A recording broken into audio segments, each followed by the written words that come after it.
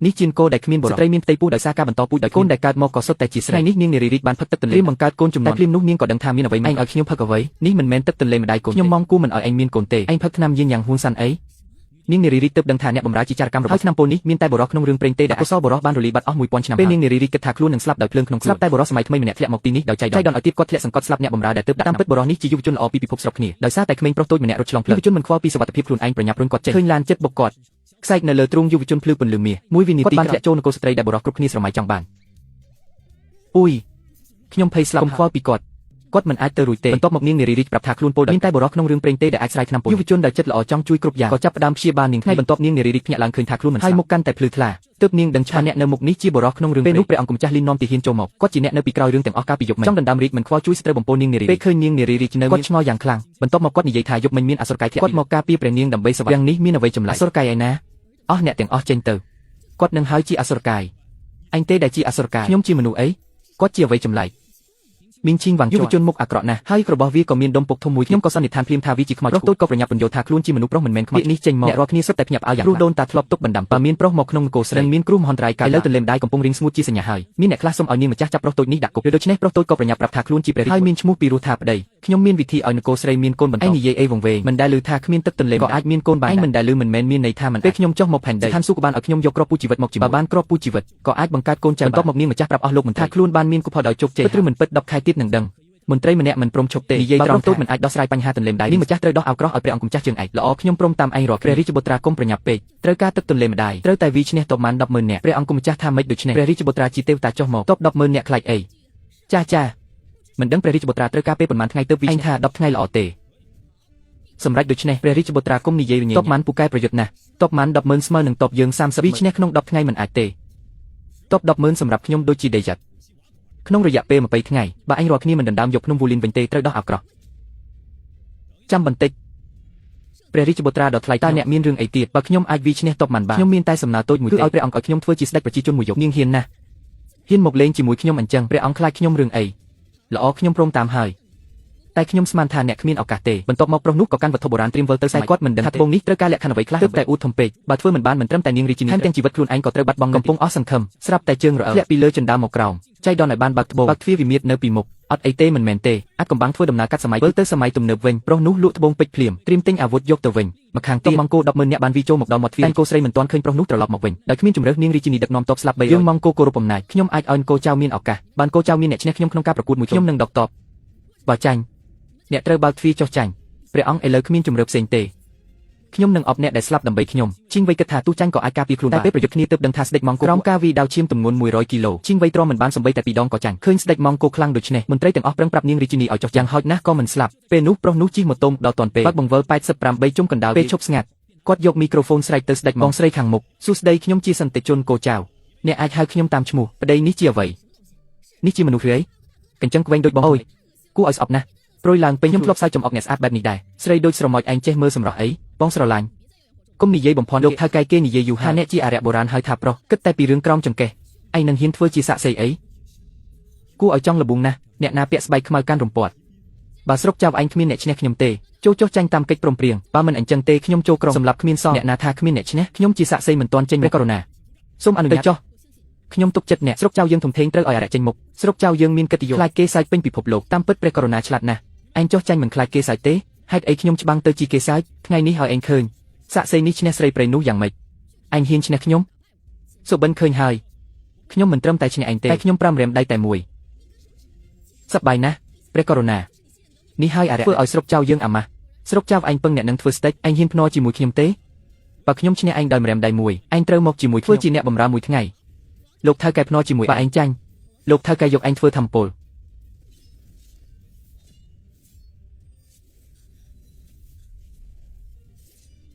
គួរឲ្យខ្លាចណាស់មិននឹកស្មានថាដាវឈាមខ្មោចអាចបង្កើតធម្មពលខ្លាំងបែបនេះដាវឈាមខ្មោចស្រុកជាមនុស្សបាន99,995ថ្ងៃនេះស្រុកជាម៉ែងគ្រប់10000នាក់ឈាមនឹងដាវអាចបែកនៅក្រោមរាមដៃមួយរបស់វាក៏ជាសំណាងអាក្រក់របស់ពួកគេដែរ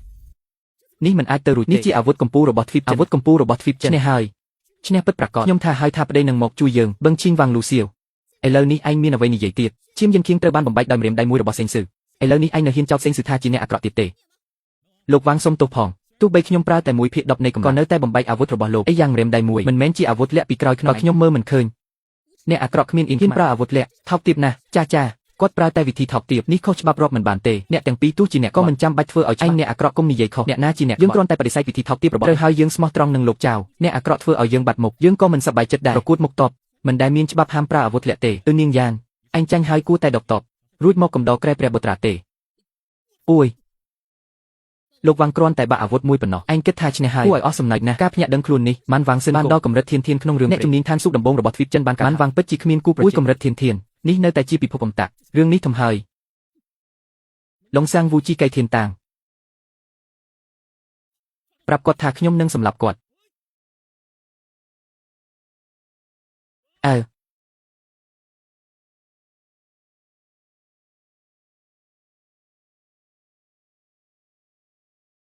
ខ្ញុំមិនក៏សំណាងហើយដែលខ្ញុំត្រៀមគេថា7ជំហានកំភ្លើងក្នុង7ជំហានដំបងឆក់ពូកែជាងកុំខាត់កម្លាំងអីអញស៊ីផ្កាហើយស្លាប់ក្នុងមួយខែអញមិនអាចវាឈ្នះខ្ញុំទេអញចាញ់ហើយសូមធ្វើតាមកិច្ចសន្យាដកតបចេញភ្លាមនិយាយលេងអីខ្ញុំមានតបមួយសែនអ្នកនៅទីនេះមិនអាចត្រឡប់ទៅវិញដោយឯងជាស្តេចមូនមិនអាចប្រែក្លាយបានកិច្ចសន្យាសម្រាប់តែមនុស្សខ្សោយទូឯងធ្វើអីក៏បានដែរតបមួយសែនអ្នករបស់ខ្ញុំនឹងវាកំទេចក្រុងងាយស្រួលដូចព្រះករុណាកំហឹងរបស់តបមួយសែនអ្នកមិនមែនយើងអាចយើងគួរតែដោះលែងស្តេចមិនវិញព្រះករុណាចុះចាញ់ទៅកុំធ្វើឲ្យតបមិនខឹងទៀតទាំងពីរជាជនក្បត់និយាយហើយអ្នកណាថាខ្ញុំតបមួយសែនក្នុងភ្នែកខ្ញុំតបមួយសែនអ្នកគ្រាន់តែជាមន់គួរឲ្យខ្លាចណាស់មើលងាយតបមិនរបស់យើងមិនអត់ទោសទេខ្ញុំនិយាយជាលើកចុងក្រោយក្រុងចៅចុះចាញ់ភ្លាមបើមិនដូច្នោះទេពេលតបយើងចូលថ្ងៃគ្មានសល់មនុស្សឬសត្វទេអាក្រក់ណាស់ចង់ធ្វើឲ្យក្រុងចៅខ្លាចជាទីស្ងាត់ជ្រុងចិត្តហើយឬនៅព្រះករុណានៅស្ទាក់ស្ទើរអីសូមគិតដល់ប្រជាជនក្រុងចៅរាប់ចុះចាញ់ទៅសូមព្រះករុណាអាណិតប្រជាជនចុះចាញ់ទៅ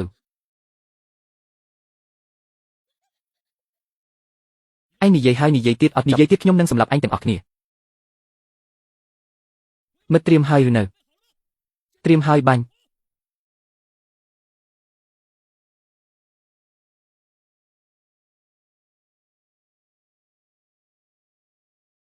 ថ្វាយបង្គំព្រះអង្គតបមួយសែនអ្នកត្រូវយើងមិនអាចទេមិនមានតបមួយសែនអ្នកតបមួយសែនអ្នកនៃសំបីតែនំប៉័ងមួយសែនដុំក៏ត្រូវទំពីជាងកន្លះឆ្នាំដែរមិនក៏ដួលរំលឿនម្លេះ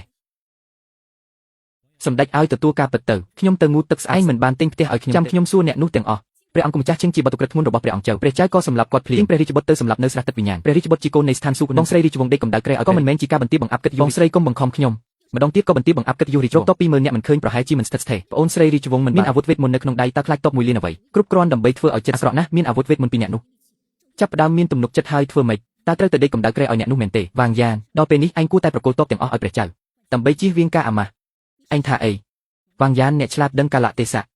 ព្រះចៅមានប្រាជ្ញាឆ្លៀសវៃជាស្ដេចដ៏អស្ចារ្យរាប់យើងគួរតែប្រគល់អំណាច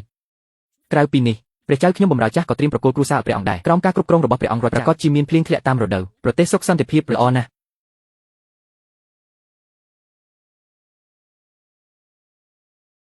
អូចាំងូតទឹកស្អាតយប់នេះមកដេកកម្ដៅក្រែឲ្យខ្ញុំ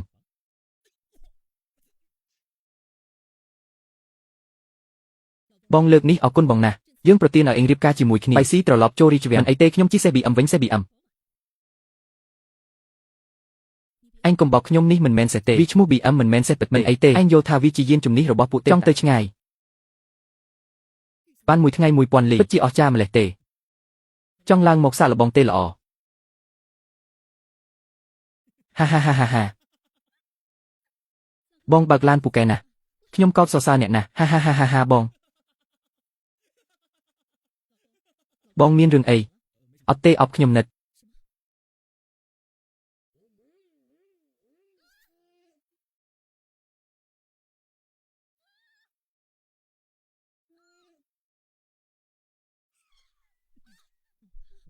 អត់បានទេអ្នកធ្វើបានខ្ញុំត្រូវទៅមុខទៀត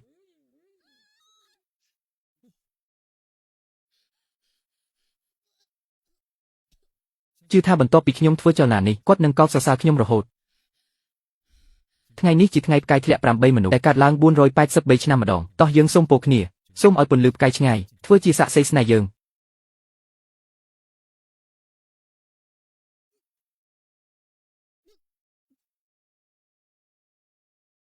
លីចេងហេតុអីឲ្យខ្ញុំប្រគល់អំណាចតហើយប្រគល់ក្រសួងហិរញ្ញវត្ថុដែរតើអ្នកឃើញគ្រូជាងស៊ីសៀវជន់ទៅខាងគេហើយព្រះអង្គគុំចាស់ខឹងខ្ញុំបំរើគ្មានចិត្តពីចំពោះព្រះអង្គទេចៅយូកាន់អាវុធវេទមន្តគិតថាខ្លួនឯងឈ្នះក៏បើមិនប្រគល់អំណាចតបនឹងថាវិការគាត់នឹងដណ្ដើមដោយកម្លាំងពេលនោះយើងគ្មានផ្លូវថយទេ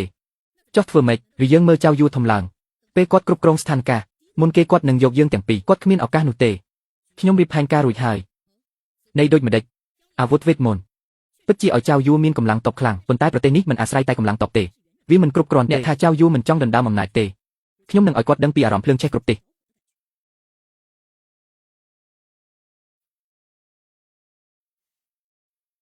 ខ្ញុំរៀបក្រែឲ្យក្តៅខ្ញុំបំពេញការភ្នាល់ហើយទៅមុនអ្នកយកខុសហើយការរៀបក្រែរបស់ខ្ញុំអាចខុសពីអ្នកគិតបន្តិចរៀបក្រែគឺរៀបក្រែខុសគ្នាអីអញ្ចឹងខ្ញុំបង្ហាញឯកសាររៀនឲ្យមើលនេះអីនេះហៅថាធានជីហឺជារបស់មានតម្លៃពីស្ថានសួគ៌ពូថេងឡានឆាងជីងខុងសៅម៉ារីយ៉ាហាដាណូយូអ៊ីអញហ៊ានវាយប្រទេសគេទៀតអីគេសុទ្ធតែជាសិល្បករមានគុណធម៌អញជ្រើសរើសមួយមើលអូលោកគ្រូឆាងខ្ញុំក៏ចូលចិត្តដែរ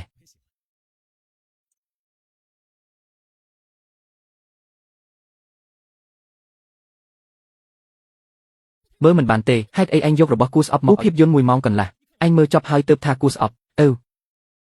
បងស្រីបើមិនព្រមទេនិយាយល្អក៏បានបើសិនជាព្រះរាជបុត្រអាចជួយកូនប្រកាសជាខ្លាយជាសស្ដំនៃម៉ង់កូ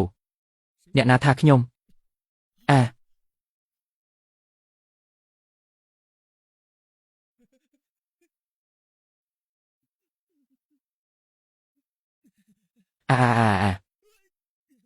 ធ្វើរឿងពេញមួយយប់ចិត្តភ្លឺហើយឲ្យខ្ញុំដកដង្ហើមបន្តិចព្រះរាជបុត្រជំនាញកម្ដៅក្រែរបស់ខ្ញុំពេញចិត្តទេពេញចិត្តណាស់ចាំត្រឡប់ទៅម៉ង់កូវិញខ្ញុំនឹងកម្ដៅក្រែឲ្យលោករាល់ថ្ងៃល្អត្រឡប់ទៅម៉ង់កូហេតុអីខ្ញុំត្រូវទៅជាមួយឯងណាស់ទៅធ្វើជាព្រះរាជបុត្រម៉ង់កូមានព្រះរាជបុត្រប្រកាសជាមាននឹងគម្ពីរអាថ៌កំបាំងរបស់ម៉ង់កូនឹងឈានទៅរកភាពរុងរឿងខ្ញុំមានសិទ្ធិជ្រើសរើសទេអញអាចជ្រើសធ្វើជាព្រះរាជបុត្រម៉ង់កូឬក៏ជ្រើសធ្វើជាខ្សាច់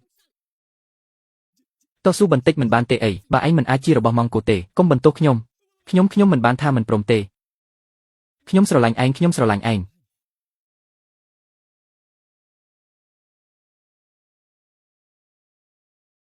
ហេតុអីខ្ញុំធ្វើមិនកើតហើយមានអារម្មណ៍រំភើបចិត្តទៀតភ័យស្លាប់ហើយមើលទៅត្រូវតែប្រើរូបស្រស់បញ្ឆោតហើយខ្ញុំដឹងថានិយាយហើយអាចស្លាប់ប៉ុន្តែជីវិតមនុស្សម្នាក់យ៉ាងហោចណាស់គួរតែភ្លេចខ្លួនសម្រាប់នរណាម្នាក់មិនទាមទារលទ្ធផលមិនទាមទារការរួមដំណើរមិនទាមទារការធ្លាប់មានសូម្បីតែមិនទាមទារឲ្យឯងស្រន់តែចង់ជួបឯងក្នុងវ័យដ៏ស្រស់ស្អាតរបស់ខ្ញុំទោះបីព្រះអង្គសម្លាប់ខ្ញុំក៏ដោយខ្ញុំក៏ត្រូវតែនិយាយពាក្យទាំង3នោះថាខ្ញុំស្រឡាញ់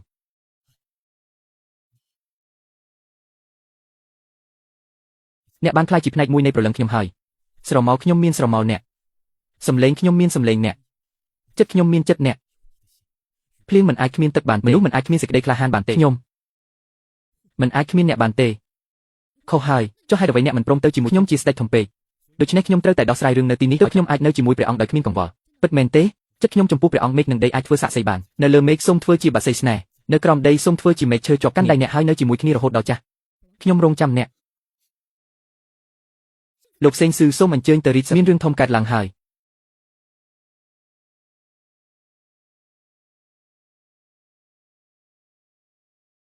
ពិតព្រះអង្គទូទាំងប្រទេសមានគ្រោះរងស្ងួតស្រូវសាលីគ្មានទន្លេជាមួយចិត្តរៀងស្ងួតហើយពិតព្រះអង្គគ្រោះរងស្ងួតបណ្ដាលឲ្យទូលភិក្ខធ្ងន់ធ្ងរប្រជារាស្ត្រស្លាប់ដោយអត់អាហារសពពេញផ្លូវពិតព្រះអង្គកប់កម្មផ្ទុះឡើងច្រើនកន្លែងសូមព្រះអង្គដោះស្រាយជាបន្ទាន់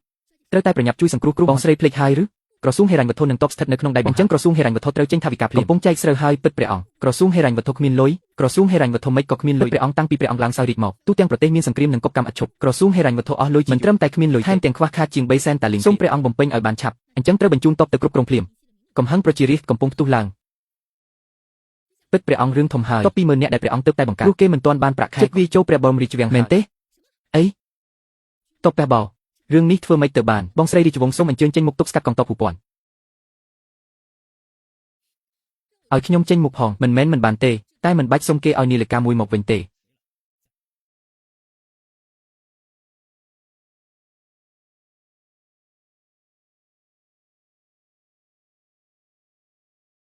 ពេលព្រះអង្គម្ចាស់ទាំង7យកអាវុធពិសេសចេញមកទ័ពភូពាន់ក្រាបថ្វាយបង្គំបានចុះចាញ់អស់ហើយមិនដល់1/4 ម៉ោងផងតែពេញតែនេះនៅក្តៅនៅឡើយមានអាវុធពិសេសរបស់ព្រះអង្គម្ចាស់ទើបខ្ញុំអាចនៅសុខស្រួលបានព្រះអង្គគ្រាន់តែបង្ក្រាបមិនមែនជាដំណោះស្រាយទេតាមដែលខ្ញុំដឹងទ័ពមិនបានប្រាក់ខែអស់កន្លះឆ្នាំហើយកន្លះឆ្នាំអត់ប្រាក់ខែចៅស៊ូតាឯងជាអ្នកចេញប្រាក់ខែតបបងស្រីរាជវង្សខ្ញុំអរតនាគារប្រាក់ខែតបប៉ុន្មានឆ្នាំនេះខ្ញុំរកគ្រប់វិធីហើយអកុសលសមត្ថភាពខ្ញុំមានកំណត់កន្លះឆ្នាំនេះរកមិនបានគ្រប់ប្រាក់ខែទេព្រះអង្គពេលនេះប្រជារាស្ត្រទូនយំពេញផ្ទៃប្រទេសបើមិនដោះស្រាយទាន់ប្រទេសនឹងវឹកវរប្រទេសនឹងលែងមានជាប្រទេសគេចង់ដណ្ដើមអំណាចតាមបើមិនបានក៏លែងផ្លូវសេដ្ឋកិច្ចចង់ឲ្យប្រទេសដួលរលំអង្គស្រីរាជវង្សនិងនាយករដ្ឋមន្ត្រីពេលនេះប្រទេសកំពុងមានវិបត្តិសូមអ្នកទាំងពីរត្រឡប់មកគ្រប់គ្រងទ័ពនិងក្រសួងហិរញ្ញជួយទប់ស្ថានភាពប្រទេសអញ្ចឹងមិនបានទេ ទើបតែបានបោះចោលរបស់ក្តារចេញពីដៃខ្ញុំមិនយកទេក្រែងគេចោទថាខ្ញុំកាន់តបគំរាមរតនាគារគ្មានលុយខ្ញុំក៏ធ្វើម្ហូបគ្មានបាយដែរចុះឲ្យខ្ញុំធ្វើម៉េចលើកលែងតែរាជវង្សប្រគល់តបនឹងអាវុធពិសេសឲ្យខ្ញុំសន្យាបង្ក្រាបការបះបោរទូទាំងប្រទេសក្នុងរយៈអង្គក៏ត្រូវប្រគល់ក្រសួងហិរញ្ញវត្ថុឲ្យខ្ញុំរក្សាទុកទើបខ្ញុំអាចធ្វើការបានពេញសមត្ថភាពទប់ស្ថានភាពប្រទេសសូមព្រះអង្គគិតមែនទេព្រះអង្គគុំព្រមតាមគេចង់ដកអំណាចព្រះអង្គតែខ្ញុំមិនដឹងទេតែបើគ្មានពួកគេរដ្ឋរបស់យើងនឹងដួលរលំបើប្រៀបធៀបនឹងជោគវាសនាតំណែងរបស់ខ្ញុំមិនសំខាន់ទេដើម្បីអនាគតរបស់រដ្ឋនិយាយឲ្យចំវាគ្រាន់តែជាបញ្ហាលុយសម្រាប់ខ្ញុំបញ្ហាដែលដោះស្រាយដោយលុយមិនមែនជាបញ្ហាទេពាក្យធំណាស់បើលោកគិតថាលុយមិនមែនជាបញ្ហាសូមលោកយកលុយមកប៉ុន្តែខ្ញុំត្រូវរំលឹកលោកដើម្បីដោះស្រាយវិបត្តិនេះត្រូវការយ៉ាងហោចណាស់ 1200 លានលោកមានទេឥឡូវនេះខ្ញុំគ្មានទេគ្មានលុយគឺគ្រាន់តែនិយាយបំភ្លើនិយាយកុហកព្រះករុណាសូមឲ្យចាប់មនុស្សអាក្រក់នេះយកទៅដុតដើម្បីស្ដារសន្តិភាពឲ្យរដ្ឋយើងហើយខ្ញុំមិនទាន់និយាយចប់ទេកុំប្រញាប់ចោទប្រកាន់ខ្ញុំថាឥឡូវគ្មានតែឲ្យខ្ញុំ1 ខែខ្ញុំសន្យាថានឹងរកលុយបានគ្រប់គ្រាន់ហាខ្ញុំមើលខុសទេលោកសាក្រាម៉ង់លោកថា1 ខែរកបាន 1000 លានលោកសាក្រាម៉ង់លោកប្រហែលជាមិនយល់ពីចំនួន 1000លោកដឹងទេថាចំណូលរដ្ឋយើងប៉ុន្មានក្នុង1ឆ្នាំរដ្ឋយើងចំណូលរដ្ឋត្រឹមតែ 300,000 លានក្នុង1ឆ្នាំលោកថា1 ខែរកបានស្មើរដ្ឋរក3ឆ្នាំនេះគឺមិនសមហេតុផលកុំយកភាពល្ងងរបស់បង្ហាញនៅមុខខ្ញុំរដ្ឋធំបែបនេះចំណូលត្រឹម 300,000 អ្នកនៅខ្មាស់គេទៀតទោះជាជំនួសដោយជ្រូកសេដ្ឋកិច្ចក៏ប្រសើរជាងអ្នកនេះព្រះករុណាលោកសាក្រាម៉ង់មើងងាយរាជការនិយាយកុហកសូមព្រះករុណាដាក់ទោសលោកសាក្រាម៉ង់បងឯងត្រូវប្រយ័ត្នពាក្យសម្ដីរកលុយ1 ខែឲ្យបាន10 លាននេះមិនមែនជារឿងដែលមនុស្សធម្មតាអាចធ្វើបានទេមនុស្សធម្មតាជាបញ្ហាតែលោកភ្លេចថាខ្ញុំមិនមែនមនុស្សធម្មតាខ្ញុំជាព្រះរាជបុត្រាដ៏វិសុទ្ធខ្ញុំជឿអ្នកព្រះអង្គគង់វែងហើយព្រះអង្គជឿអាបិសាចនេះជាជាងជឿយើងនេះមិនធ្វើឲ្យយើងជាមន្ត្រីចាស់ជឿចិត្តទេបងស្រីស្ដេចអ្នកចង់ជឿអាបិសាចនេះខ្ញុំមិនខ្វល់តែខ្ញុំប្រាប់ទុកជាមុនពេលដែលពាក្យធំរបស់អាបិសាចនេះត្រូវស្ថានភាពក្នុងរាជវង្សមកអង្វរយើងវិញអាឆ្លាតវៃឯងមានភស្តុតាងទេហេតុអីថាខ្ញុំនិយាយធំនេះច្បាស់ណាស់1 ខែមិនអាចរកបានប្រាក់10 លានតាក់ទេបើខ្ញុំរកបានវិញហ៊ានភ្នាល់ជាមួយខ្ញុំទេគ្រាន់តែដេកកម្ដៅក្រែខ្ញុំមានអីមិនហ៊ានព្រះអង្គម្ចាស់កុំធ្លាក់ក្នុងអន្ទាក់របស់អាបិសាចនេះឬថាយប់មិញព្រះអង្គម្ចាស់ប្រុសដេកកម្ដៅសម្រាប់គួរឲ្យអាណិតណាស់ខ្លាចអីវាមិនអាចរកបានទេ1 ខែទៀតបើឯងរកមិនបាន10 លានតាក់ទេខ្ញុំនឹងចាក់សម្លាប់អាបិសាចឯងអូភ្នាល់ដេកកម្ដៅក្រែអផ្សុកណាស់លើកនេះភ្នាល់ធំជាងនេះខ្វះខាតទាំងអស់ខ្វះខាតនេះមិនត្រឹមតែ3 លានមិនបាច់មើលទេគេហ៊ានប្រគល់ក្រសួងហិរញ្ញវត្ថុឯងគេដកលុយអស់ហើយដុតអស់ហើយមិនឯងមិនទាន់បារម្ភទី1 ខែរកមិនបាន10 លានតាក់ទេឯងនឹងត្រូវគេសម្លាប់ព្រះអង្គខ្វល់ពីខ្ញុំគឺខ្លាចខ្ញុំស្លាប់គ្មានអ្នកដោះពីទៅណាអស់សន្តាប់ធ្នាប់ក្រសួងហិរញ្ញវត្ថុឥឡូវគ្មាន1 តាក់ទេខ្ញុំលក់ទ្រព្យសម្បត្តិក្នុងរាជវាំងក៏បានតែ 10,000 តាក់ចង់យក 10,000 តាក់នេះក្នុង1 ខែរកឲ្យបាន10 លានតាក់តើអាចទៅរួចទេចុះបើយើងយកប្រាក់1 សែនឡុងនេះទៅឲ្យសន្តិបុត្រឲ្យគាត់យកររបស់ចម្លែកពីលើមេឃមកលក់ប្រកាសជាលក់ដាច់ខ្លាំងឯងមើលរឿងភាគចិនបុរាណច្រើនពេកហើយស្មានថាមកដល់កញ្ចក់គ្រាប់នឹងការ៉េមហើយចង់ចំណេញធំនោះជាកញ្ចក់គ្រាប់នឹងការ៉េមឯងនិយាយអីគេអត់យល់សោះប្រាប់ហើយឯងក៏មិនសរុបទៅខ្ញុំបានស្មើតាមស្ថានភាពដូចរាជវង្សចុងក្រោយទាំងអស់ការប្រមូលផ្ដុំដីធ្លីត្រីធំកាន់កាប់ទ្រព្យជាង90សង្គមគ្មានអំណាចទេឯងលក់អីក៏ខាតដែរហេកុំនិយាយអញ្ចឹងបងចៅឯងកំពុងរងរឿងមិនក៏ដល់ចុងរាជអ្នកលោកលៀងយូសន្តិបុត្រនិយាយត្រូវស្ដេចដឹងច្បាស់ជាងអ្នកណារាជចៅមានបញ្ហាទាំងក្នុងក្រៅខ្ញុំមិនចង់ធ្វើជាស្ដេចចុងក្រោយទេតែក៏មិនចង់ឲ្យរាជដួលរលំនោះហើយឯងសំណាងដែលបានជួបខ្ញុំក្នុងនាមជាសន្តិបុត្រខ្ញុំអាចទប់ទល់រលកធំនិងសង់រាជវាំងដែលចិត្តដួលឡើងវិញកុំលួងលោមខ្ញុំអីមិនអាចទេរាជចៅឥឡូវជាទីបញ្ចប់ហើយអ្នកណាលួងលោមឯងខ្ញុំនិយាយចំបញ្ហាធំរបស់រាជចៅគឺសេដ្ឋកិច្ចបើចែកទ្រព្យសម្បត្តិសង្គមឡើងវិញមិនត្រឹមតែដោះស្រាយទីបញ្ចប់ថែមទាំងធ្វើឲ្យរាជចៅរឹងមាំទៀតសន្តិបុត្រនិយាយស្រួលណាស់ទ្រព្យសម្បត្តិរាជចៅស្ទើរតែទាំងអស់នៅក្នុងដៃព្រះអង្គនិងលូសៀងជាអ្នកមានអំណាចឲ្យគេយកលុយមកចែកវិញគេព្រមខ្ញុំមានវិធីមួយមិនត្រឹមតែឲ្យអ្នកមានអំណាចចិត្តដកលុយចេញមកថែមទាំងផ្ដួលព្រះអង្គនឹងទៀតពិតឬប្រឌិតលោកសន្តិបុត្រដើមទ្រព្យដែលលោកចង់បានត្រៀមរួចដើមទ្រព្យដងបងមើលនេះហើយជាដើមចាយលុយគ្រាន់តែយកលុយធ្វើជាជីថ្ងៃក្រោយវាចេញលុយ2 ដងអីដុំប្រាក់នេះមើលទៅមិនដូចដុះលើដើមទេវាដូចជាគេយកមកស្អិតដុំប្រាក់លើដើមចាយលុយមិនអាចស្អិតបានទេអ្នកមើលខុសហើយខ្ញុំមិនមើលខុសទេគេយកមកដាក់បងឯងមានន័យយ៉ាងម៉េចហេតុអីបងយកដើមខ្លែងមកបោកខ្ញុំអូពិតខ្លែងមិនសំខាន់ទេសំខាន់ត្រូវមានរឿងរកលុយគ្រប់គ្រាន់ហើយរឿងរកលុយបងមានន័យយ៉ាងគេបញ្យល់មួយផ្លែតក៏មិនចេញសរុបទៅឥឡូវឯងទៅផ្សាយដំណឹងដើមចាយលុយឯករកកន្លែងធំមួយឲ្យខ្ញុំនឹងបើកកិច្ចប្រជុំគម្រោងដើមចាយលុយចាំអញ្ជើញតែអ្នកមានស្ដេចអ្នកណាស្ដេចមកឈៀងខ្ញុំជាមនុស្សរបស់នាងមកជួយសង្គ្រោះស្ដេចចេញមិនបាច់ទេខ្ញុំមិនទាន់ចាក់ចេញពីរាជវាំងចៅទេស្ដេចមិនចេញហេតុអីអូខ្ញុំនៅមានរឿងផ្ទាល់ខ្លួនអូហូសាន់ជឿមិនទាន់មកវិញទេសាន់ជឿមកវិញយូរហើយគាត់មកដល់ភ្លាមក៏សួរពីស្ដេចអីស្ដេចឲ្យខ្ញុំសង្កត់ខ្លាំងកុំឈប់មិនព្រមទេទៅជាបងជាស្វាមីរបស់ចៅហេតុអីត្រូវទៅមកគឺលេងឯងគំរាមខ្ញុំខ្លាចឯងអីខ្ញុំចៅមានអាវុធវេទមន្ត មានអាវុធវេទមន្តក៏អីចៅហៀបនឹងដួលរំហើយក៏មិនឲ្យបងទៅអញដែរជប់ឆ្លោះគ្នាទៀតបងយើងពីរនាក់បងជ្រើសរើសអ្នកណាត្រូវជ្រើសរើសទីបងច្បាស់ជាជ្រើសរើសគាត់ស្រឡាញ់ដេកខ្ញុំមកស្រឡាញ់នាងស្រីព្រៃយ៉ាងម៉េចខ្ញុំនឹងធ្វើដើម្បីខ្ញុំមិនចង់បានលទ្ធផលឬក្តីអាណិតមិនចង់បានការមានគ្រាន់តែចង់ឲ្យគាត់ស្រឡាញ់ខ្ញុំថាខ្ញុំខ្លាចជាផ្នែកមួយនៃប្រលឹងស្រមោលគាត់មានស្រមោលខ្ញុំសម្លេងគាត់មានសម្លេងខ្ញុំចិត្តគាត់មានចិត្តខ្ញុំគាត់មិនអាចគ្មានខ្ញុំបានទេលោកនាងថាយើងនឹងធ្វើជាបាក់សីស្នេហ៍លើមេឃនៅលើដីយើងនឹងធ្វើជាកាន់ដៃគ្នាទៅជាមួយគ្នារហូតដល់ចាស់អូលោកនាង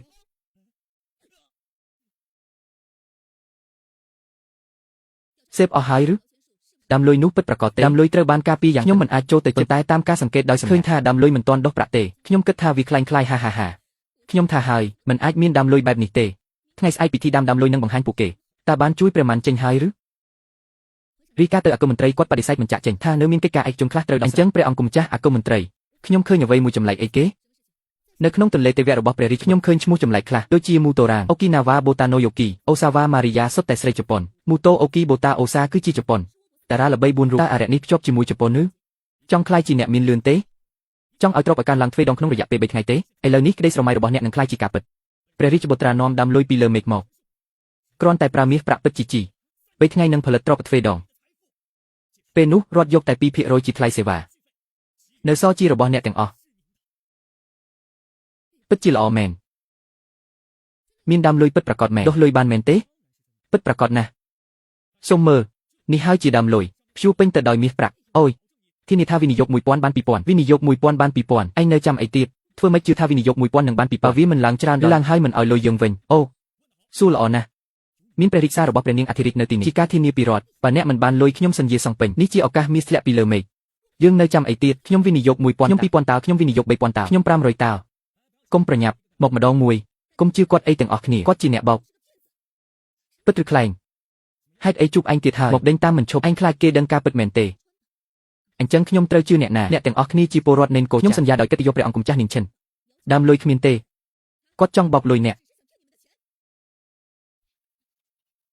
មិនមែនទេដើមលុយដុះប្រាក់មិនអាចខ្លាយទេមិនដឹងថាដើមលុយពិតឬខ្លែងតែដំណឹងពីក្នុងវាំងគ្មានអ្នកណាឃើញដើមលុយដុះប្រាក់ទេតែមានព្រះរាជសាររបស់ព្រះនាងអធិរាជជាការធានាពីរដ្ឋបើមិនបានលុយរដ្ឋសងពេញរតនាគារសងឲ្យអ្នករតនាគារនគរចៅខ្វះ3សែនយកអីមកសងមើលមិនឃើញទេព្រះនាងគ្មានលុយហើយចង់បោកលុយអ្នកតាមវិធីនេះអ្នកបោកបើឯងវិនិយោគលុយនេះធានាថាខាតដាច់លុយយើងមិនមែនមកពីលើមេឃទេបោកលុយយើងហួសហេតុពេក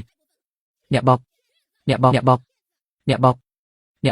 2ថ្ងៃហើយហេតុអីរកមិនបាន 2000 តើព្រះអង្គម្ចាស់នាងឈិនមករំខានអ្នកមាននៅក្នុងក្រុមគ្មានអ្នកណាហ៊ានវិនិយោគទេច្រើនតែវិនិយោគតែ 3-5 តាក់សាក់មើល 3-5 តាក់ក៏អាចប្រមូលបាន 2000 តាក់ល្អណាស់ហេតុអ្វីបានជាអ្នកនៅតែមានចិត្តនិយាយរឿងកំ pl ែងបែបតាមលបឿននេះយើងអាចប្រមូលបានតែ 2-30000 តាក់ទេនៅឆ្ងាយពី1លានតាក់ណាស់ព្រះករុណាតើយើងគួរសុំសន្តិភាពជាមួយព្រះអង្គម្ចាស់នេះវិញទេប្រហែលជាអាចជួយសង្គ្រោះជីវិតព្រះរាជបុត្របានអ្នកទាំងអស់គ្នាជាហេតុអ្វីបានជាមិនអាចទ្រាំជ្រៃ5តាក់ក៏អាចប្រមូលបាន 2000 តាក់ប្រាក់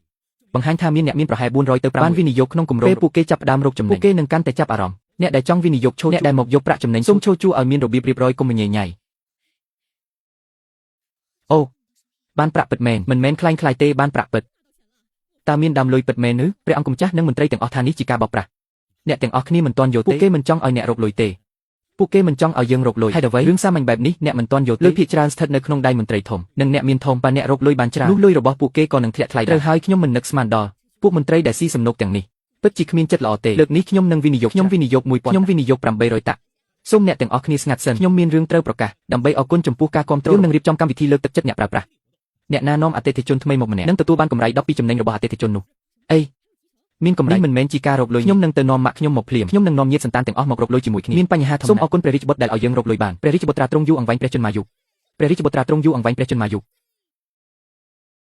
ថ្ងៃទី3រៃអង្គាសបាន193 2ថ្ងៃទី4រៃអង្គាសបាន1 385ថ្ងៃទី6រៃអង្គាសបាន5 780ថ្ងៃទី7រៃអង្គាសបាន17 500ឡើងថ្ងៃទី8រៃអង្គាសបាន41 270នេះជាសៀវភៅកណីដែលព្រះរាជបុត្រាយកពីវាំងថ្ងៃនេះចៅយូររៃអង្គាសបានជាង40លានតាមស្ថានភាពនេះថ្ងៃស្អែកត្រូវតែលើស100លានខ្ញុំសួរអ្នកទាំងអស់គេរៃអង្គាសលុយបានច្រើនម្លេះដោយរបៀបណាអ្នកចំនួនតូចស្ម័គ្រចិត្តវិនិយោគយើងក៏មិនអាចរារាំងបានដែរសំខាន់គឺយើងខុសការកណីតាមទ្រព្យនោះវាកើនលុយយ៉ាងឆាប់រហ័សណាស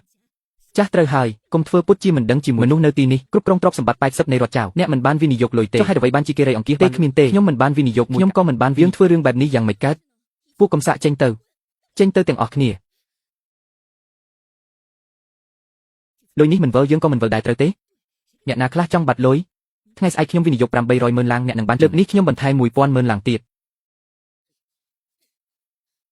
អាក្រក់ណាស់ពួកកំសាកទាំងនេះពេលរកឃើញអ្នកណាក្បត់ ខ្ញុំនឹងធ្វើឲ្យគេឈឺចាប់ព្រះអង្គម្ចាស់កុំបន្តការប្រកួតប្រជែងផ្ទៃក្នុងទៀតបើមិនដូច្នោះទេគេនឹងរត់ទៅខាងគូប្រជែងគេមិនហ៊ានទេព្រះអង្គម្ចាស់សូមស្ងប់ស្ងាត់គេធ្វើតាមព្រះអង្គដោយសារតែផលប្រយោជន៍ឥឡូវគេមានវិធីរកលុយថ្មីអាចរកលុយបានច្រើនជាងដូច្នេះការពឹងផ្អែកលើព្រះអង្គក៏ថយចុះអាក្រក់ណាស់មិនត្រឹមតែប៉ុណ្ណោះបើគម្រោងដាំទ្រព្យនេះបង្កើតប្រាក់យ៉ាងច្រើនលុយដែលយើងមានក៏នឹងធ្លាក់ថ្លៃអំណាចយើងនឹងចុះខ្សោយឆាប់ដូច្នេះព្រះអង្គម្ចាស់ព្រះអង្គត្រូវតែចាត់វិធានការចុះអ្នកចង់ឲ្យខ្ញុំទៅយកលុយទៅឲ្យខ្ញុំមិនមានន័យបែបនោះទេចុះឯងមានន័យយ៉ាងម៉េចខ្ញុំមានដើមលុយត្រូវតែនៅក្នុងដៃយើងបាន100លានហើយចំណូលថ្ងៃនេះពិតជាបាន100លានកុំភ្លេចថាមានលុយហើយកុំធ្វើជាអ្នកមានគ្មានសិលធម៌លុយនេះក្រៅពីទុកសម្រាប់គ្រួសារនិងជួយអ្នកនៅមានការជួសជុលប្រព័ន្ធធារាសាស្ត្រវិនិយោគលើការនិងពង្រឹងឧស្សាហកម្មបង្កើតការងារឲ្យបានច្រើនទៀតធ្វើឲ្យប្រជាជននៅប្រទេសយើងអាចរឹងមាំខ្ញុំបានរៀបចំរួចហើយប៉ុន្តែដើមលុយនេះវាคล้ายៗទេរបៀបខ្ចីថ្មីសង់ចាស់របស់យើងមិនយូរមិនឆាប់ក៏ទ្រាំមិនបានដែរកុំបារម្ភសេងជើធំប៉ុណ្ណេះរឿងនេះអាចដំណើរការបានយូរប៉ុន្តែថ្ងៃណាមួយក៏ត្រូវផ្ទុះដែរបើវាផ្ទុះឡើងមិនដឹងថាមានមនុស្សប៉ុន្មានអ្នកខូចខាតទ្រព្យUCលោកកុំបារម្ភអីនឹងមានអ្នកជួយយើងទទួលបន្ទុកនេះរីកាព្រះដើមលុយត្រូវគេលួចអ្នកជួយយើងទទួលបន្ទុកមកដល់ហើយដើមលុយនេះពិតជាដើមលុយមែនមិននឹកស្មានថាលួចបានស្រួលម្ល៉េះព្រះអង្គម្ចាស់ការលួចដើមលុយនេះស្រួលពេកហើយប្រហែលជាលីសៀងអ្នកគិតច្រើនពេកប៉ុន្មានឆ្នាំនេះយើងបានដាក់មនុស្សច្រើនក្នុងរាជវាំងនេះជាការរៀបចំទុកជាមុនរបស់យើងឯងនៅឈរស្ងៀមធ្វើអីឆាប់កប់ប្រាក់ទាំងអស់បាទប្រាក់500លានតា3ថ្ងៃទៀតនឹងក្លាយជា1000លាន6ថ្ងៃទៀតនឹងក្លាយជា2000លានមិនយូរប៉ុន្មានខ្ញុំអាចទិញសេនជើទាំងមូលបានហាព្រះអង្គម្ចាស់ទីតាំងដើមលុយសំខាន់ណាស់កុំឲ្យអ្នកណាដឹងឲ្យសោះកុំបារម្ភនេះជាកន្លែងដែលខ្ញុំជ្រើសរើសយ៉ាងប្រុងប្រយ័ត្នស្ងាត់ណាស់គ្មានអ្នកណាដឹងទេបាត់ដើមលុយហើយមិនថាប្រាក់ចំណេញទេសូម្បីតែដើមទុនក៏មិនអាចខ្ញុំពិតជាទន្ទឹងចាំមើលថ្ងៃស្អែកចៅយួននិងមនុស្សអាក្រក់នោះណាអ្នកវិនិយោគត្រូវគេលេបត្របាក់ទាំងរស់សងលុយមកទើបតែយប់មិញមិនទាន់ដល់ទេឥឡូវដូរជាលុយវិញមិនបានទេដើមឈើធំប៉ុណ្ណេះក៏បាត់ដែរហ៊ាននិយាយអសុរោះដាក់ព្រះអង្គដេកលក់ហើយលុយក៏បាត់ខ្ញុំរស់នៅប្រយោជន៍អីប្រញាប់សងលុយយើងមកបើមិនអញ្ចឹងទេថ្ងៃនេះអ្នកណាក៏មិនសូមអ្នកទាំងអស់គ្នាឲ្យពេលខ្ញុំបន្តិចចាំខ្ញុំរកចោលនឹងដើមលុយឃើញសិននឹងឲ្យចម្លើយដល់អ្នកទាំងអស់គ្នាដើមលុយត្រូវគេលួចទៅមែនទេឬបងស្រីឯងលួចខ្លួនឯងហើយបន្ទោសគេឯងនិយាយអីគេខ្ញុំថារាជវាំងមានសន្តិសុខតឹងរឹងដើមឈើធំប៉ុណ្ណេះថាលួចក៏លួចបាត់ទៅតាមខ្ញុំមើលនេះជាល្បិចរបស់បងស្រីឯងអូខ្ញុំយល់ហើយនេះជាអន្ទាក់ចង់ប្លន់លុយយើងព្រះអង្គខ្ញុំបំរើស៊ីសំណូកអស់មួយជីវិតលុយយើងពិបាករកណាស់សូមព្រះអង្គប្រគល់ឲ្យខ្ញុំបើថ្ងៃនេះមិនសងលុយខ្ញុំទេខ្ញុំនឹងស្លាប់ជាមួយសូមអ្នកទាំងអស់គ្នាស្ងប់សិនខ្ញុំសន្យាជាមួយអ្នកទាំងអស់ព្រះអង្គមិនបានបញ្ឆោតដើមលុយពិតជាបាត់មែនឯងជាអីឯងធានាក៏មិនខុសពីគេដែរចាំមែនមានតែមកទេយើងជឿឯងដូចម្ដេចកើតចៃដន្យខ្ញុំមានភស្តុតាងរឿងដើមលុយត្រូវគេលួចត្រូវបានកាមេរ៉ាខ្ញុំថតទុក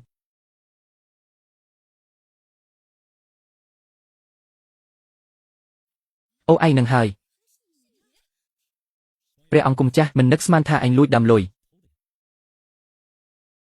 ចៅសួរឯងលួចលុយខ្ញុំប្រញាប់សងលុយឯងហ៊ានឆ្លើយដាក់ព្រះអង្គម្ចាស់នៅតែធ្វើធំដាក់គេខ្ញុំប្រាប់ឯងបើមិនសងលុយទេខ្ញុំសម្លាប់ឯង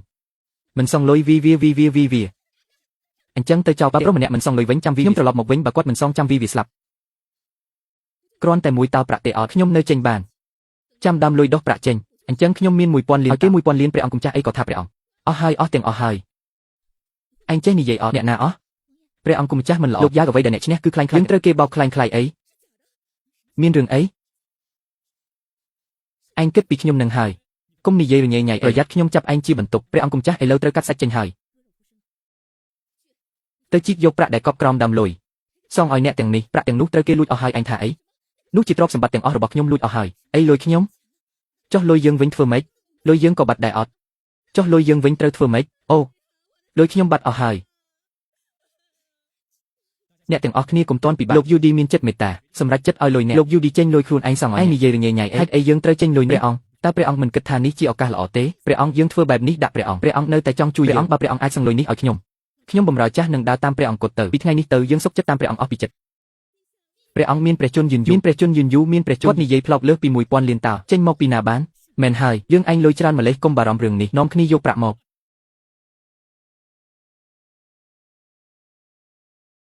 កវ៉ៅលុយច្រើនណាស់លុយហើយលុយខ្ញុំអាចយកមកវិញបានហើយលោកម្ចាស់មើលនេះជាលុយរបស់ខ្ញុំនេះជារបស់ខ្ញុំលោកម្ចាស់ខ្ញុំដឹងថាលោកចិត្តហើយតែកុំប្រញាប់ពេកមិនមែនទេខ្ញុំដឹងថាលោកតែយើងកុំនិយាយនេះជារបស់ខ្ញុំដឹងថាលោកមានតែកុំចាប់ផ្ដើមធ្វើអ្វីពេកខ្ញុំដឹងថាលោកតែកុំពិបាកព្រោះតាមដែលខ្ញុំដឹងខ្ញុំមិនទាន់ដឹងអញ្ចឹងប្រាប់ខ្ញុំសិនថាលោកម្ចាស់ចង់មានន័យថាប្រាក់ទាំងនេះគឺជាប្រាក់ដែលលោកអុកត្រូវហើយប្រាក់នេះជារបស់ខ្ញុំឯងលួចរបស់ខ្ញុំឈួតឯងលួចប្រាក់នេះជារបស់ព្រះចៅវាចង់លេបយកប្រាក់ដែលព្រះចៅឲ្យយើងវីលួចលុយទាំងអស់គ្នាចង់ដឹងហេតុអីព្រះចៅអាចមានលុយច្រើនក្នុងរយៈពេលខ្លីយកពោមព្រោះខ្ញុំយកវត្ថុមួយពីលើមេឃមក ឥឡូវឲ្យខ្ញុំណែនាំគម្រោងថ្មីរបស់យើងគម្រោងថ្មីឈ្មោះថាផាំងប្រម៉ូត្ររឿងអីខ្ញុំឈឺ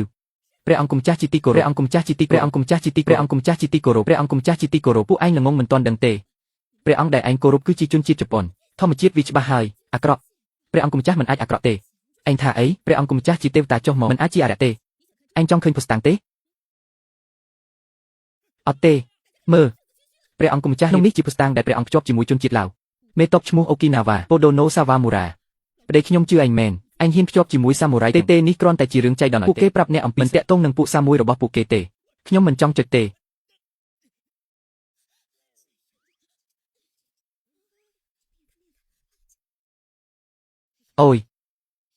អូយនេះអីក៏គួរឲ្យស្អប់ណាស់មុននឹងនិយាយថាស្អប់សូមជូតទឹកមាត់បិទវាចោលទៅខ្ញុំមើលមិនរួចទេខ្ញុំថាបិទតាំងពីដើមហើយគឺអ្នកទាំងអស់គ្នាទាញខ្ញុំពីក្រោយឥឡូវនេះអ្នកជឿថាខ្ញុំមិនមែនជាអ្នកស៊ើបការបានទោះបីព្រះរាជបុត្រមិនបានភ្ជាប់ជាមួយគ្រូសាតែមិនអាចបញ្ជាក់ថាមិនតាក់ទងនឹងកងទ័ព AOI ទេគ្រូសាមិនមានទំនាក់ល្អហើយបើកភស្តុតាងរបស់គ្រូសាធំទាំង3ទៀតបើមិនបើកទេគឺមានអ្វីលាក់កំបាំងអូយអ្នកទាំងអស់គ្នាមិនចេះចប់ទេពេញមួយរសៀលហើយគ្រប់គ្រាន់ដើម្បីបញ្ជាក់ថាខ្ញុំមិនមែនជាអ្នកស៊ើបការទេព្រះករុណាព្រះរាជបុត្រមិនមែនជាអ្នកស៊ើបការទេប៉ុន្តែទ្រង់បានរំលោភស្ត្រីជនជាតិវ៉ាកុបដឹងខ្លាចនាំមកនៅគ្រូធំហើយធ្វើរឿងអាក្រក់បែបនេះច្បាស់ជាមិនមែនព្រះរាជបុត្រទេគឺជាអរិយហេកុំបដូរប្រធានបទអ្នកលួចដើមឈើរកលុយរបស់អ្នកត្រូវសងខ្ញុំអ្នកយកដើមឈើខ្លែងមកបញ្ឆោតហើយចង់ឲ្យខ្ញុំសងលុយហើយអ្នកទាំងអស់គ្នាទេជាស្ដេចធំមួយអង្គលួចគេហើយចាប់បានក៏ប្រកែកថាខ្លែងមិនខ្មាស់គេទេហេសូមទោសព្រះរាជបុត្រព្រះអង្គម្ចាស់នឹងខ្ញុំគ្រាន់តែចង់មើលដើមឈើរកលុយរបស់មិនមែនចង់លួចទេខ្ញុំនឹងឲ្យគេយកដើមឈើទៅជូនវិញយកទៅវិញអ្នកគិតថាជាកង់ទេជីកមួយជុំហើយយកទៅវិញនោះជាដើមឈើរកលុយរបស់ពេលដាំហើយមិនអាចរើបានទេរើហើយស្លាប់អ្នកសម្លាប់ដើមឈើរកលុយដូច្នេះអ្នកត្រូវតែសងយក 1000 លានមក 1000 លានអ្នកបន្លំគេទេបន្លំគេយ៉ាងម៉េចដាំទ្រព្យខ្ញុំកាន់ទ្វេដងរៀងរាល់3ថ្ងៃទោះបីត្រឹម1តា3ខែក៏លើស 1000 លាន1តា3ខែខ្លាយជា 1000 លាននិយាយឥតប្រយោជន៍ឯងនេះអាប់ធ្មប់ទោះប្លន់ក៏ត្រូវនិយាយឲ្យសំដែរគ្មានចំណេះគួរឲ្យខ្លាចណាស់មិនជឿអ្នកអាចគិតមើល3ខែទៅដល់ 1000 លានទេបើ1តា3ខែដល់ 1000 លានខ្ញុំនឹងឲ្យលុយអ្នកបើ3ខែមិនដល់ 1000 លានរឿងនេះត្រូវបញ្ចប់ព្រមតាមទៅហៅលោកក្រឹវវាំងមកថ្វាយបង្គំព្រះអង្គថ្វាយបង្គំព្រះអង្គម្ចាស់ថ្វាយបង្គំនាយករដ្ឋមន្ត្រីថ្ងៃដំបូង1តាថ្ងៃទី3 2តាថ្ងៃទី6 4ខ្ញុំអាចរកព្រះអង្គមើលចម្ងល់សាមញ្ញបែបនេះត្រូវរាប់ម្រាមដៃហ៊ានណាស់លោកក្រឹវវាំងជាអ្នកប្រាជ្ញជាអ្នកចេះដឹងបំផុតឯងហ៊ានប្រមាថគាត់នេះហើយជាអ្នកចេះដឹងនៅសាលាមតៃឲ្យយើងគណិតវិទ្យាគេខ្លាំងអាប់ធ្មប់នេះនិយាយឥតប្រយោជន៍កញ្ញា30ដងជាប់អ្នកកញ្ញាចេញមានតិចណាស់ឯងថាសំបីក្មេងតូចក៏ធ្វើបានខ្ញុំស្អប់មនុស្សប្រភេទឯងខ្លួនឯងកញ្ញាមិនឃើញគេកញ្ញាក៏និយាយរិះគន់អ្នកណាថាខ្ញុំកញ្ញាមិនចេះបញ្ញាក្មេងអាយុ3ឆ្នាំបែបនេះខ្ញុំកញ្ញាចេញក្នុងហាមិនជឿទេល្អឥឡូវខ្ញុំកញ្ញាឲ្យមើលកញ្ញាចេញហើយ1តាក់ 3000ការទ្វេដងក្រោយ911073 1824តាមិនខុសទេដែលថាជាបញ្ហាពិបាកបែបនេះគិតចេញលឿនណាស់អ្នកណាដឹងថាគាត់គិតត្រូវប្រហែលជាគាត់គ្រាន់តែលេខ1ប៉ុណ្ណោះទោះបីគាត់ឆ្លាតរហ័សគិតលេខលឿនក៏ដោយមិនអាចក្នុងពេលខ្លីបែបនេះធ្វើការកញ្ញា30ទេបញ្ហាក្មេងបែបនេះត្រូវការកញ្ញា30ដងឯណាយករូបមុនមកដាក់1គុណនឹង2លើកអំណាចហើយរូបមុនហើយមិនដឹងថាមនុស្សអស្ចារ្យនេះកំពុងនិយាយអ្វីទៀតទេចាំមើលពេលអ្នកប្រាជ្ញវាំងកញ្ញាចេញល្បិចរបស់ឯងនឹងត្រូវលាតត្រដាងទីបំផុតកញ្ញាចេញហើយសរុបគឺ1073 741 824តាយ៉ាងម៉េចដែរអ្នកប្រាជ្ញវាំងតើអ្នកកញ្ញាខុសនាយករដ្ឋមន្ត្រីយ៉ាងអ៊ីជំហាននេះមួយខ្ញុំមានកំណត់ត្រាទាំងអស់ប្រកាសជាមិនកញ្ញាខុសទេជាមានចំនួនព្រះអង្គម្ចាស់នាយករដ្ឋមន្ត្រីឥឡូវនេះមានអ្វីត្រូវនិយាយទៀតប្រាក់មួយតើក្នុងរយៈពេល90ថ្ងៃអាចលើសពី 1000 លានឥឡូវនេះនៅថាខ្ញុំបោកអ្នកទៀតទេអូនស្រីរាជវង្សនាយករដ្ឋមន្ត្រីចាញ់ត្រូវតែសុខចិត្តយក 1000 លានមកបងស្រីហួងមិនមែនប្អូនស្រីមិនចង់ឲ្យតែប្អូនស្រីខ្វះលុយពិតជាយកលុយច្រើនបែបខ្ញុំក៏ដៃទេដែរយកលុយច្រើនបែបនេះមិនបានគ្មានលុយអញ្ចឹងទេយ៉ាងយូរមានវត្តមានដឹកនាំតបឆេងវៃភ្លាមឆែកឆេរទ្រព្យសម្បត្តិគ្រួសារនាងឈីងកាយ៉ារូហ៊ានប្រមាថជាសាធារណៈនគរសរ4នេនកូម៉ានគរចៅសំនឹងស្លាប់កាយ៉ារូហ៊ានប្រមាថជាសាធារណៈនគរសរ4នេនកូម៉ានគរចៅសំនឹងស្លាប់ពួកគេជានរណាព្រះចៅអធិរាជវង្សនិងមហេសីជាមួយនឹងមេតបទាំង4របស់គាត់មិនមែនទេពួកជប៉ុនមកពិតមែនព្រះនាងចៅហ្វាងអ្នកធ្វើបាបស្ត្រីជប៉ុនរបស់យើងតើមានន័យយ៉ាងម៉េចនេះសំណាងហើយដែលខ្ញុំបានផ្សព្វផ្សាយរឿងអំពីភ្ជាប់ជាមួយជប៉ុនព្រះនាងជប៉ុននិងលោកសេនរីខ្ញុំមើលថាអ្នកនឹងធ្វើយ៉ាងម៉េចពេលនេះអ្នកណាថាយើងធ្វើបាបតើអ្នកមានភ័ស្តុតាងកុំប្រកែកយើងបានសង្កេតមើលដោយសម្ងាត់1ម៉ោងជនជាតិជប៉ុនរបស់យើងត្រូវបានធ្វើទារុណកម្មយ៉ាងឃោរឃៅដល់យើងឃើញច្បាស់ទាំងអស់មើលទៅមិនសមរម្យតគួរឲ្យខ្ពើមអូបើគួរឲ្យខ្ពើមមិនក៏មើល2ម៉ោងសរុបទៅសេងធានត្រូវតែផ្ដល់ចម្លើយដល់យើងហើយបងប្រាក់សំណង 1000 លានតាក់បើមិនដូច្នោះទេកងទ័ពជប៉ុនរបស់យើងមិនមែនជារបស់លេងអ្នកគិតថាខ្ញុំខ្លាចកុំប្រញាប់ប្រទេសយើងមិនងាយរករឿងទេ យើងមានអាវុធវេទមន្តវូកូគឺជាប្រទេសចោរជាលុននឹងពួកអ្នកមានពួកគេពូកែខាងសិល្បៈអាក្រក់ហៅថាហើយក៏ជាអ្នកគ្រប់គ្រងវាដាច់ដែលមិនអាចឈ្នះបានបើយើងធ្វើសង្គ្រាមតំបន់ឆ្នេរប្រហែលជាគ្មានអ្នកណានេះជាបញ្ហាមិនប្រាកដទេគេថាបើវាដូចណារូតូនោះនឹងមានបញ្ហាខ្ញុំត្រូវតែប្រយ័ត្នព្រះនាងនៃប្រទេសយើងលោកយកស្ត្រីដែលលោកទើបឃើញនៅមិនមែនជនជាតិជប៉ុនទេចាប់បានផ្ទាល់ហើយនៅតែប្រកាសយើងអ្នកនៅខាងក្នុងនិយាយថាយ៉ាមែនអ៊ីគូនីតៃទាំងនេះជាភាសាជប៉ុនរបស់យើងអូពាក្យទាំងនេះចេញពីមាត់ស្រីជប៉ុនតូចម្នាក់ធ្វើឲ្យមានអារម្មណ៍ដូចពិតព្រះនាងជប៉ុននិងមេតបទាំង4លោកយកច្រឡំហើយសត្វចម្លែកដែលលោកទើបឃើញជាបុរសដ៏ល្បីល្បាញបុរសនៅក្នុងនោះមិនបានធ្វើបាបស្ត្រីទេស្ត្រីនោះក៏មិនឈឺចាប់ដែរទៅវិញមានអារម្មណ៍ស្រួលចាស់កត្រីចៅក្រុងនិយាយរឿងឥតប្រយោជន៍សំណើជឿគួរឲ្យអាណិតមិនឈឺចាប់ទេយ៉ាមីតអ៊ីឈីតៃអ៊ីបកប្រែជាភាសាចៅក្រុងគឺគុំមានន័យថាចង់រត់ចេញឃើញទេថាពួកយើងជនជាតិវ៉ាកូប្រឆាំងប៉ុណ្ណាចង់រត់គេចឈឺចាប់ប៉ុណ្ណាម្ចាស់កត្រីចៅក្រុងថាមិនឈឺចាប់ថែមទាំងស្រួលទៀតនេះមិនមែនជាការប្រមាថពួកយើងវ៉ាកូទេគួរតែឲ្យស្ត្រីចៅសាកល្បងទីរុនកម្មនោះដែរដើម្បីយល់ពីការឈឺចាប់របស់ពួកយើងតាមពិតហួងជីសេងសឿនមិនមែនជាចារកម្មវ៉ាកូទេប៉ុន្តែនាងមានចិត្តខូចខើធ្វើទីរុនកម្មជនជាតិវ៉ាកូបង្កចំនួនរវាងប្រទេសទាំងពីរខ្ញុំយល់ថាគួរតែបំពេញតម្រូវការវ៉ាកូប្រាក់ 1000 លានតាក់ហើយប្រហារជីវិតសេងសឿជាអ្នកបង្កហេតុ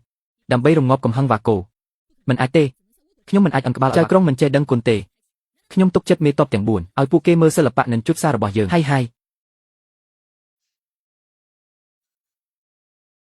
ខ្ញុំអង្គុយទឹកដុនដីដុន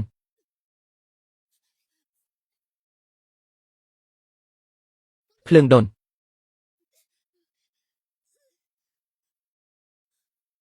ភ្លើងដុនខ្លាំងណាស់មនុស្សម្នាក់អាចប្រើបើត្រូវភ្លើងឆេះមនុស្សប្រកាសជាខ្លាចជាធ្យូងទឹកហូរចេញមកកញ្ឈប់មានគាត់ម្នាក់បញ្ហាទឹកត្រូវបានដោះស្រាយដីដុននេះការពារបានគ្រប់ជ្រុងទោះប្រឈមមុខនឹងតបមួយក៏អាចឆ្លងកាត់ដោយគ្មាននរណាមិននឹកស្មានថាខ្យល់ដុនអាចគ្រប់គ្រងខ្យល់បើផ្សំជាមួយភ្លើងនិងផ្សែងពីរអំណាចមិនអាចនឹកស្មានដល់ព្រះអង្គត្រូវប្រុងប្រយ័ត្នមិននឹកស្មានថាសិល្បៈនិងជុតសាវ៉ាកូខ្លាំងទោះមានអំណាចអាចកំបាំងក៏ដោយក៏ពិបាកនឹងឈ្នះសូម្បីតែសេងសឿនក៏ភ័យដែរហើយធ្វើម៉េចទៅឥឡូវនេះគ្រាន់តែល្បិចនឹងកាយវិការទេនាងជូតាម៉ានេះអីក៏អន់ម៉េះព្រះវ៉ាកុបតែបង្កើតដោយព្រះអាម៉ាតេរ៉ាស៊ូនៅលើមេឃឥឡូវនេះអញឃើញអំណាចព្រះវ៉ាកុបហើយអត់ព្រះអាម៉ាតេរ៉ាស៊ូសម្រាប់ខ្ញុំគ្រាន់តែជារបស់ឥតបានការប៉ាគីយ៉ារ៉ូអញជាអីហ៊ានប្រមាថព្រះអាម៉ាតេរ៉ាស៊ូខ្យល់អាចអត់ទោសហាសួរថាខ្ញុំជានរណាអញជនបរទេសស្ដាប់ខ្ញុំឲ្យច្បាស់ខ្ញុំជាអ្នកមានសម្រស់និងប្រាជ្ញាជាទូអង្គវីរភាពនិងយុទ្ធជាកូនស្ថានស៊ូនិងប្អូនព្រះយេស៊ូជាសង្ហាលេខ1ក្នុងចក្រវាលព្រះបុត្រាគឺឯងជាកូនស្ថានស៊ូត្រូវហើយឪពុកខ្ញុំជាស្ថានស៊ូឯងព្រះអាម៉ាតេរ៉ាស៊ូនោះគ្រាន់តែជាបុគ្គលិកតូចក្រោមឪពុកខ្ញុំឯងថាគាត់ប្រៀបនឹងខ្ញុំជាកូនព្រះយ៉ាងម៉េចអីព្រះបុត្រានិយាយរឿងឥតប្រយោជន៍ឯងថាជាព្រះបុត្រាឯងគិតថាយើងមិនដឹងទេឯងគ្រាន់តែជាអរិយឈ្មោះមួយប្រភេទរឿងនិទានប្រុសសុទ្ធតែគិតតែរឿងក្រោមចង្កេះ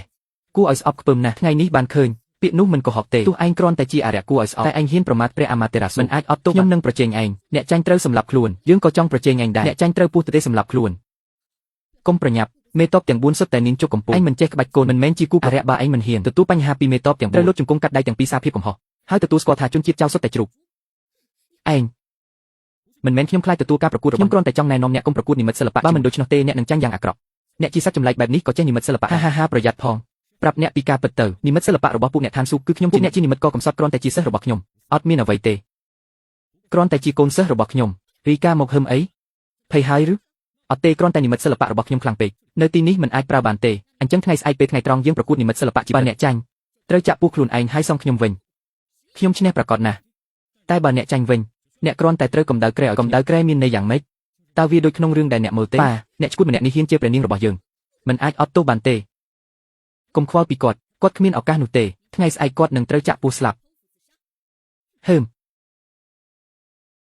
កុំគិតរត់គេចអីនិមិត្តសិល្បៈខ្យល់របស់ខ្ញុំនឹងតាមដានអ្នកជានិច្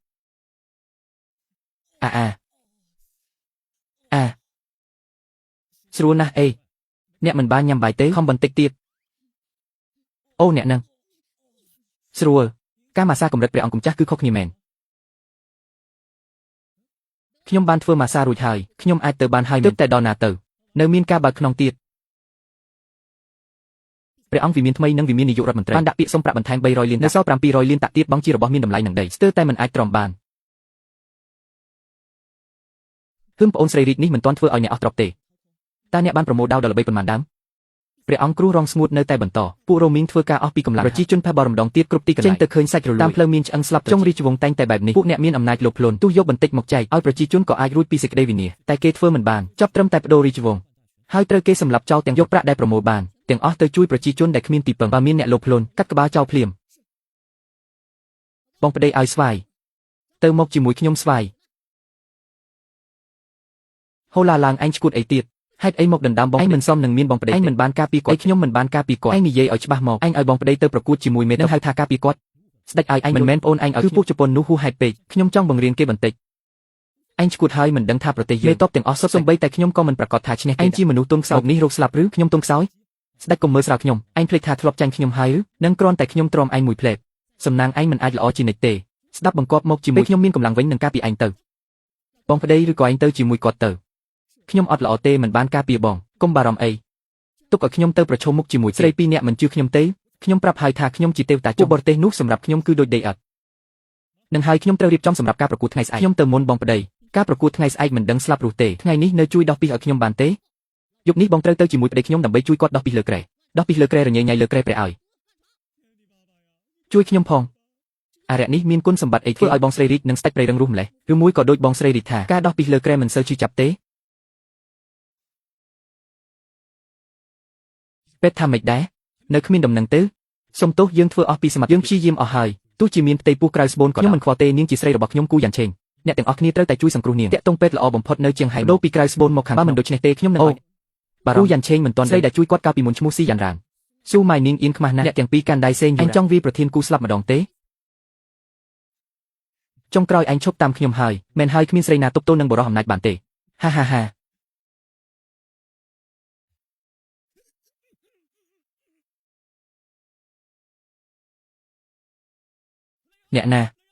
អ្នកណាមកជួយកុំស្រែកយ៉ាងណាក៏គ្មានអ្នកមកជួយដែរហេតុអីជាឯងចូលរីជវាំងដោយរបៀបណាងាយស្រួលទេភ្លេចប្រាប់ឯងខ្ញុំក៏ជានីនចាម្នាក់ហើយជានីនចាដកកម្រម្នាក់ទៀតផងជំនាញខាងលបលាក់និងសម្លាប់ទៅស្លាប់ទៅចាំបន្តិចអ្នកជប៉ុនអាក្រក់ថ្ងៃស្អែកនឹងប្រកួតនីននៅតែមកលបសម្លាប់ទីខ្លាចចាញ់ព្រះរាជបុត្រមែនទេមើលឯងនេះមិនចេះនីនចាសោះការប្រកួតថ្ងៃស្អែកគ្រាន់តែខាត់ពេលសម្លាប់ចោលប្រសើរជាងចាំទៀតខ្ញុំនៅមានពាក្យចង់និយាយអ្នកណាថាខ្ញុំមិនចេះនីនតែអ្នកជប៉ុនលបវីគ្មានសិលធម៌អ្នកខ្លាំងពិតមិនអាចខ្វះការយល់ដឹងបែបនេះទេធ្វើពុតជាខ្សោយតែខ្លាំងពិតនិយាយកុហកដើម្បីសង្គ្រោះជាតិគួរឲ្យខ្មាស់ខ្ញុំគ្រាន់តែធ្វេសប្រហែលហ៊ានទេឲ្យខ្ញុំរួចខ្លួនជំនាញនិន្នាការកម្ពុជារបស់ខ្ញុំផ្ដួលអ្នកភ្លាមជំនាញនិន្នាការកម្ពុជាបើអ្នកខ្លាចជំនាញខ្ញុំមែនចឹងសម្រាប់ខ្ញុំទៅខ្ញុំជាមនុស្សសម័យដើមខ្លាចស្លាប់តែខ្ញុំនឹងកាត់ទោសមកទៅឲ្យខ្ញុំមើលជំនាញកម្ពុជារបស់អ្នករៃតុន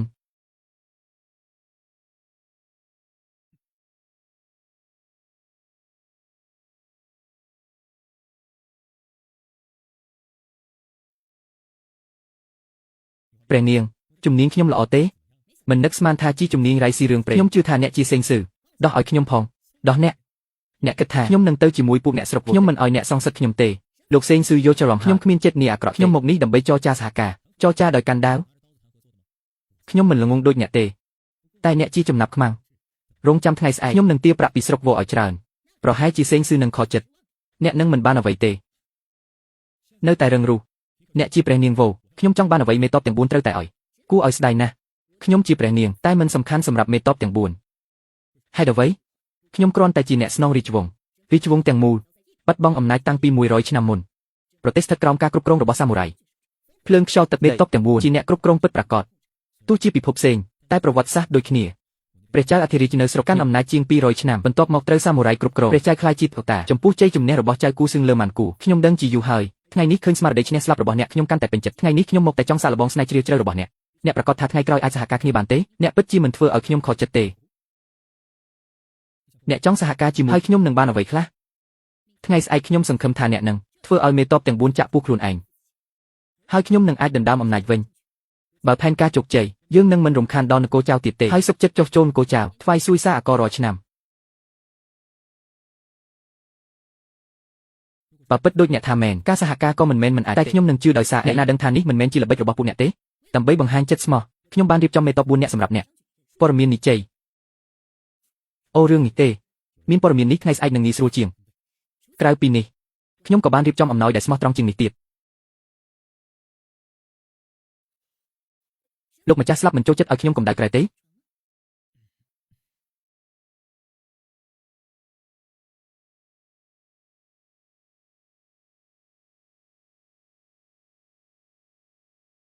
លោកម្ចាស់ស្លាប់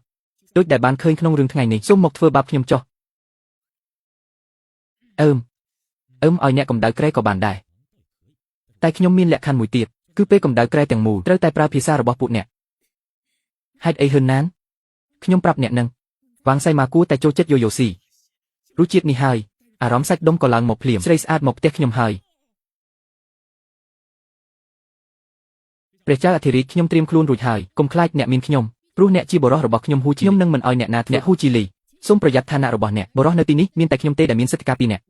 ហើយគាត់មិនសមនឹងធ្វើនោះទេបើអ្នកចង់ធ្វើឲ្យខ្ញុំខឹងសូមអបអរសាទរអ្នកធ្វើបានសូមជប់ការប្រជែងដ៏គួរឲ្យអស់សំណើចខ្ញុំជាមនុស្សធ្វើអ្វីមិនដែលគិតពីលទ្ធផលទេហ៊ូជីលីនឯងកំពុងលេងភ្លើងហើយឲ្យឯង5នាទីបាត់ពីមុខខ្ញុំឥឡូវនេះបើមិនអញ្ចឹងទេអ្នកម៉ាន់កូរីទាំងអស់ត្រូវស្លាប់ពីព្រឹកឡើងព្រះចៅនិងព្រះរាជានិយាយមិនសូវធម្មតាទេហើយចប់ហើយមិនគួរឲ្យគាត់មើលរឿងភាគខ្លីបែបបុះទេពិតជាពលហើយខ្ញុំមកធ្វើជាគូប្រកួតរបស់ឯង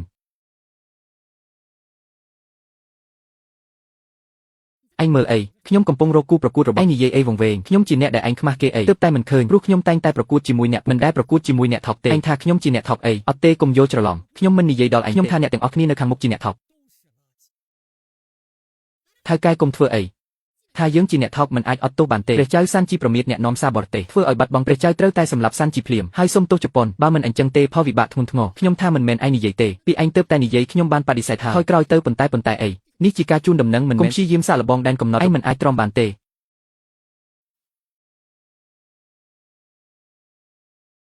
មកភ្លាមប្រើអំណាចអីហ៊ូដុនចុងក្រោយហុងលៀនយេហ៊ូអាចដុតដែកផងមើលទៅចៅហ្វូជូនេះនឹងខ្លាចជាឈុងហើយថ្ងៃនេះគ្រាន់តែប្រកួតគ្នាឲ្យស្លាប់មនុស្សព្រះចៅដៅគ្មានមេត្តាមានរបួសស្លាប់ក៏ជារឿងធម្មតាដូច្នេះបញ្ឈប់ការប្រកួតរបស់ខ្ញុំហ៊ូជីនលីខ្ញុំការពារខ្លួនឯង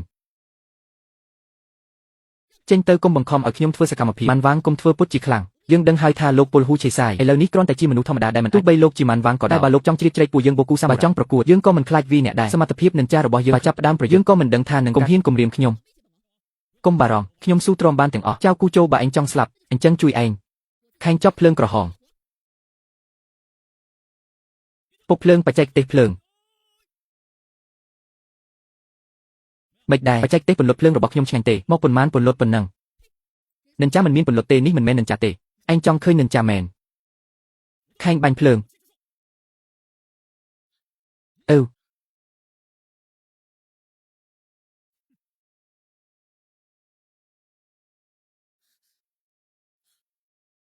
មិនក៏អញ្ចឹងនេះនិនចាអីសំបីតែភ្លើងចប់អូយ៉ៃក៏មិនស្មើនេះនិនចាថ្នាក់ទេវៈឬគាត់ពិតជាមែនទេខ្ញុំប្រាប់ហើយនិនចាជប៉ុនរបស់ឯងខ្ញុំបង្រៀនឥឡូវជឿហើយឬនៅជប៉ុនឯងឃើញអំណាចព្រះរាជបុត្រាចៅគូបាដឹងកម្លាំងចុះចាញ់ទៅគម្រោងចាំស្លាប់ឈ្នះតែមួយប្រកួតយើងនៅមានអ្នកខ្លាំង3អ្នកទៀតមេតបទាំង3អ្នកណាចង់ប្រកួតមុន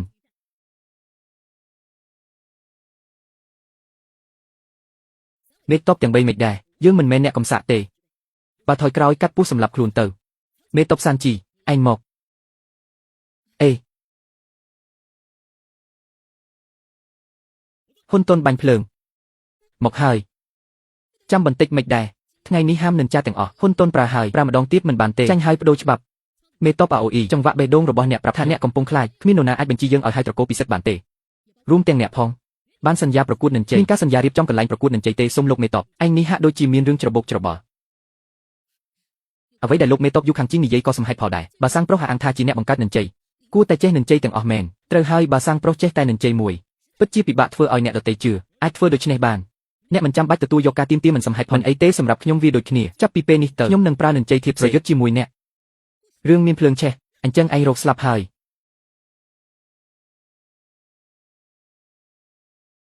នេះជានិនជ័យទឹកកំពូលនិនជ័យទឹកខ្យល់ព្យុះទឹកនិនជ័យខ្យល់ព្យុះទឹកនឹងបង្កើតខ្យល់ព្យុះទឹកដ៏ខ្លាំងក្លាហើយព្រើមានជាពលពេលប្រើវាក្នុងរង្វង់ដើមឈើនឹងគ្មានព្រើទៀតទេយើងចាញ់មិនប្រកួតទេសុំទោសនិនជ័យទឹកខ្យល់ព្យុះទឹកពេលបាក់ហើយមិនអាចឈប់បានទេគោលដៅមានតែមួយគឺវាសនាគឺសេចក្តីស្លាប់សាំងប្រុសកែរត់ត្រៀមស្លាប់និនជ័យទឹកខ្យល់ព្យុះទឹកនិនជ័យភ្លេចដំបងអគិសនីសៀវភៅអរិយហេតុអីយូរម្លេះហើយថានិនជ័យកំពូលហើយ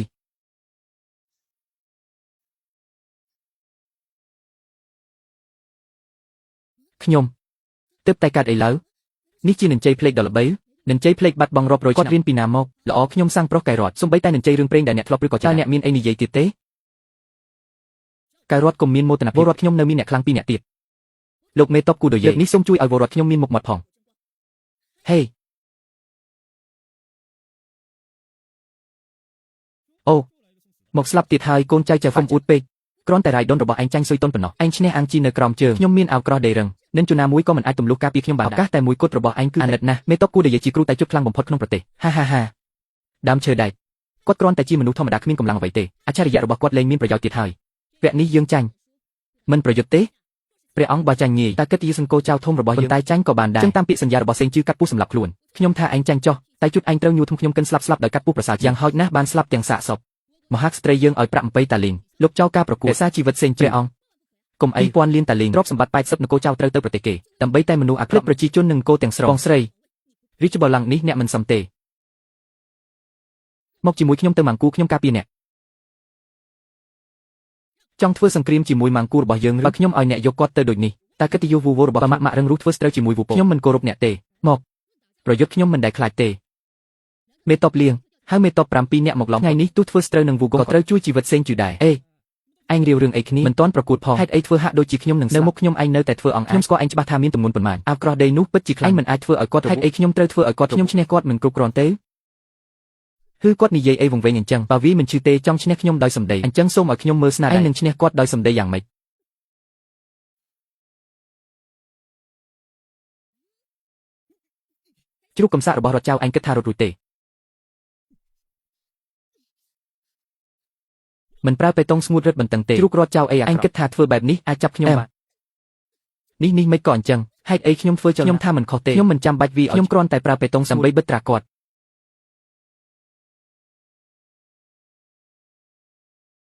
់នៅសល់តែឯងម្នាក់ទេមកខ្ញុំនឹងបញ្ចប់ឲ្យឆាប់បងឯងហ៊ានមើលងាយខ្ញុំមិនអត់ទោសទ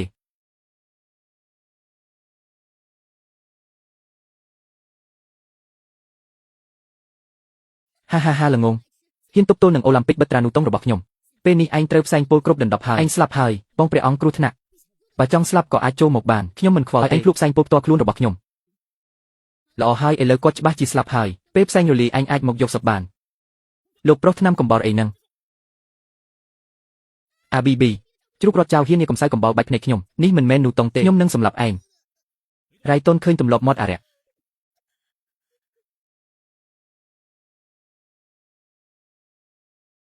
មេតបទាំង4អ្នកចាញ់អ្នកត្រូវធ្វើតាមកិច្ចសន្យាកាត់ពូសម្រាប់តែប្រកួតធម្មតាទេកាត់ពូសម្រាប់ខ្លួនគ្រាន់តែហេតុអីឯងត្រូវតែយករឿងឬក៏សាន់ហ្វីចង់បំបីទំនាក់ទំនងរវាងរដ្ឋចៅនិងវពោហេតុអីខ្ញុំចាញ់ត្រូវកាត់ពូតែគេចាញ់ខ្លាយជានិយាយលេខក្បត់ទាំងពីរលំអៀងពេកហើយអ្នកកំពុងប្រមាថអ្នកចម្បាំងវពោអ្នកចម្បាំងវពោយើងបម្រើព្រះនាងកងទ័ពការពារជាតិការស្លាប់ដើម្បីព្រះនាងជាកិត្តិយសការរស់នៅដោយអន់លំទោនសម្រាប់គេវាជាការអាម៉ាស់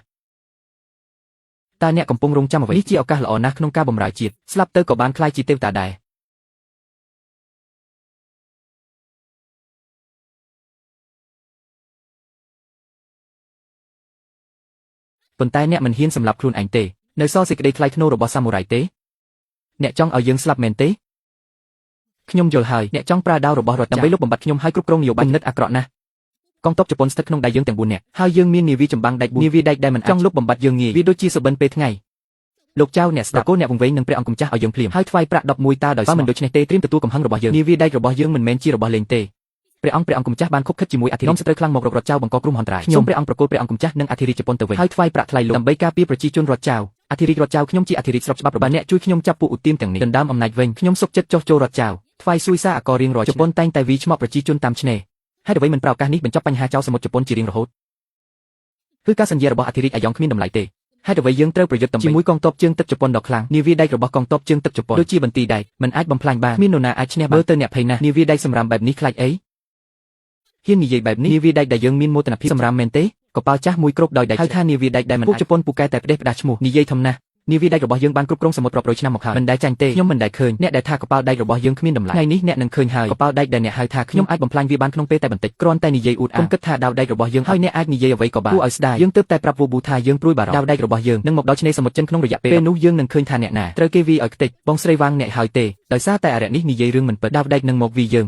ងព្រះអង្គនៅតែមិនជឿទេអរិយនេះនិយាយកុហកច្បាស់ណាស់ចង់បង្កចំនួនរវាងចៅហ្វាយចៅនិងគាត់ចង់ឲ្យម្ចាស់កត្រីវោបានផល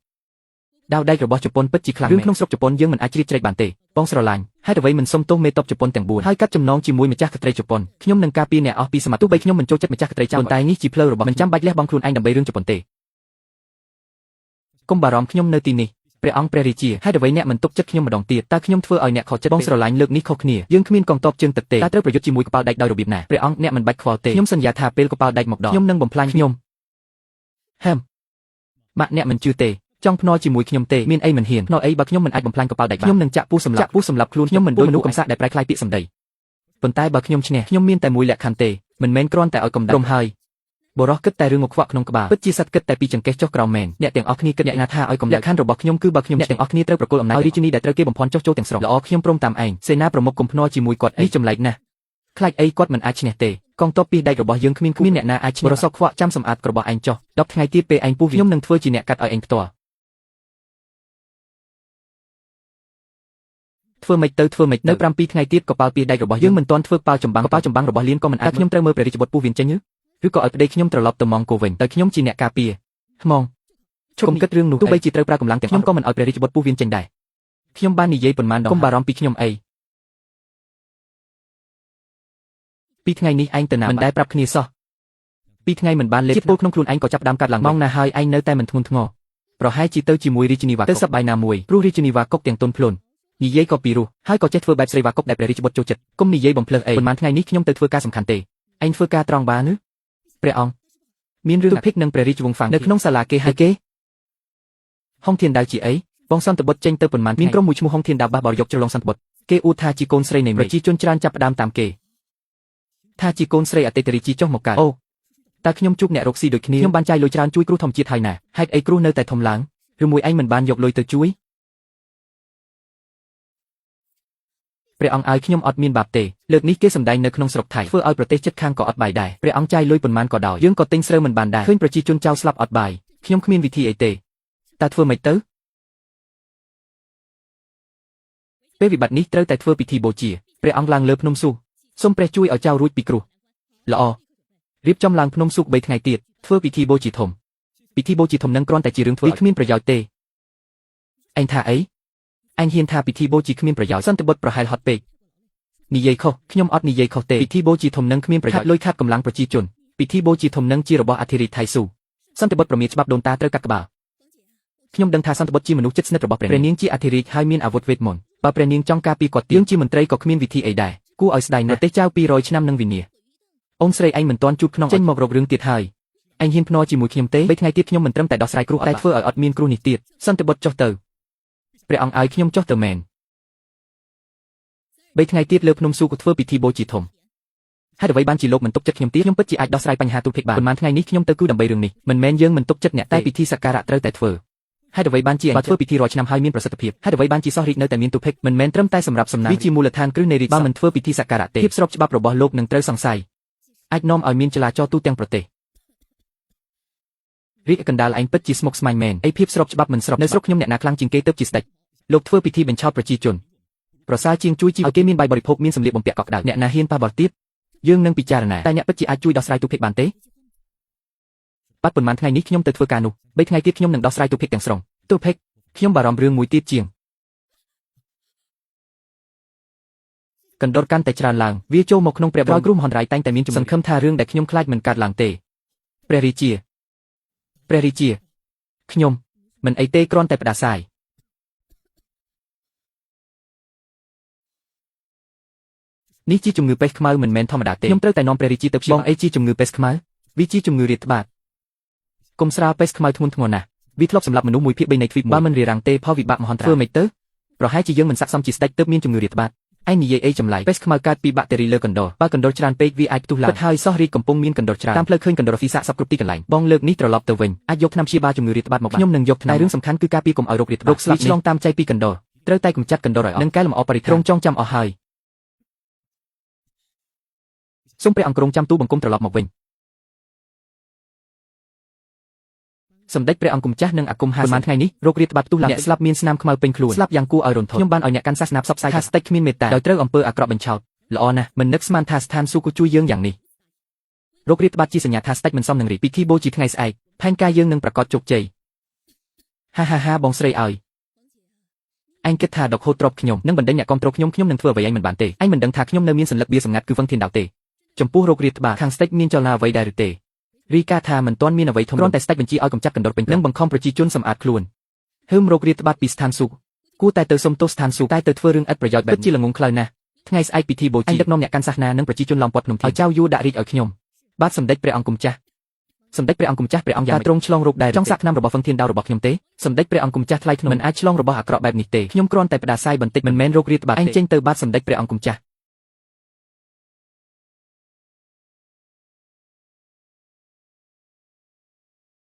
50អូឯងដើរឲ្យពូកែលេងប៉ុន្មានថ្ងៃទេពូកែដល់ម៉េចបើមិនមែនឯងជាមនុស្សខូចទេខ្ញុំឈ្នះឯងយូរហើយអាក្រោអូទឹកមិនរួចទេអាវាងអ្នកឃើញទេថាជំងឺរបស់អ្នកយើងគួរតែត្រឡប់ទៅវិញហើយប្រញាប់អីព្រះអង្គវាជាបញ្ហាជីវិតនិងសេចក្តីស្លាប់បើយើងត្រឡប់យឺតមួយថ្ងៃមនុស្សនឹងស្លាប់ច្រើនអីទេអ្នកស្លាប់ទាំងនោះមិនមែនជាជនជាតិហេតុអ្វីបានជាអ្នកប្រងើយកុំប្រញាប់ចាំខ្ញុំឈ្នះពិន្ទុ2000ក្នុងការប្រកួតកម្ពុជាសិនព្រះអង្គធ្លាប់ពើពីយុគងឹតទេវាប្រហាក់ប្រហែលនឹងស្ថានភាពបច្ចុប្បន្នដែរ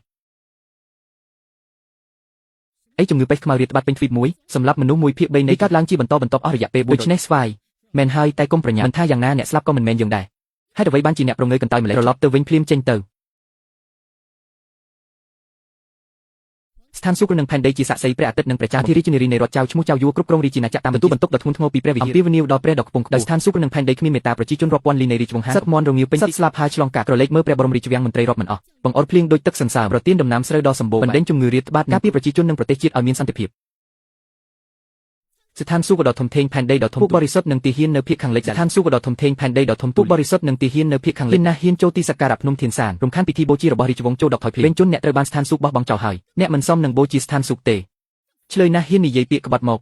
កចាប់ខ្លួនគាត់ភ្លាមអ្នកមិនចាំបាច់ស្វែងរកឥឡូវនេះរដ្ឋចៅទាំងមូលជាអ្នកជឿផ្លូវវាងហួងធានមេដឹកនាំនិងពួកបរិសុទ្ធរបស់យើងគឺជាទេវតាចុះមកកាន់មានតែគាត់ទេដែលអាចសង្គ្រោះយើងបានស្ថានសួគ៌និងផែនដីសកលលោកគ្មានព្រំដែនខ្ញុំជាកូនស្រីនៃស្ថានសួគ៌ចុះមកសង្គ្រោះមនុស្សលោកនៅភ្នំទីចៅយួរអ្នកគ្រប់គ្រងល្ងងខ្លៅនឹងបណ្ដាលឲ្យស្ថានសួគ៌ខឹងរੂមហន្តរាយធម្មតាប្រើពួកអារក្សធ្វើឲ្យរាជការវឹកវរយកមិញខ្ញុំបានទទួលបញ្ជាពីហូតតំណែងអ្នកដែលឈ្មោះលីសៀនមីនជាស្ដេចមិនដាក់រាជឲ្យលឿនទេរងចាំដល់ដាក់រាជឲ្យលុយដាក់រាជឲ្យដាក់រាជលុយឲ្យដាក់រាជលុយឲ្យដាក់រាជលុយឲ្យដាក់រាជលុយឲ្យដាក់រាជលុយឲ្យដាក់រាជលុយ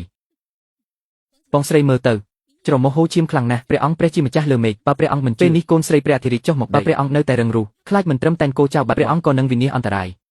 សួរព្រះអង្គខ្ញុំជាសាក្សីឲ្យឱកាសចុងក្រោយបើព្រះអង្គនៅតែរឹងរូសខ្ញុំនឹងប្រកាសពីពេញផែនដីសម្រាប់ព្រះអង្គឲ្យសាបសូន្យសម្រាប់ឲ្យសាបសូន្យសម្រាប់ព្រះអង្គល្អខ្ញុំព្រមទទួលព្រះអង្គជាកូនស្រីព្រះអធិរាជអញ្ចឹងខ្ញុំមិនចាំថាខ្ញុំមានបងស្រីឯងទេមុខអាក្រក់ឯងជានរណាឯងជាអារក្សស្ដាប់ខ្ញុំឲ្យច្បាស់ខ្ញុំទេដែលជាកូនព្រះជាសាក្សីកោចៅអញ្ចឹងឯងនឹងហើយដែលយកឈ្មោះព្រះអធិរាជបោកប្រាស់ធ្វើឲ្យរាជការវឹកវរថ្ងៃនេះមកល្អណាស់ខ្ញុំនឹងបង្រៀនឯងពីអំពើអាក្រក់ឯងថាឯងជាសាក្សីក៏ឯងនិយាយអីឥតប្រយោជន៍អារក្សហ៊ានមកប្រមាថយើងឈប់ទៅមនុស្សភ្នែកខ្វាក់ទាំងនេះមិនស្គាល់ខ្ញុំជាព្រះពិតប្រាកដថ្ងៃនេះឲ្យឯងរៀនភ្នែកមើលអំណាចខ្ញុំ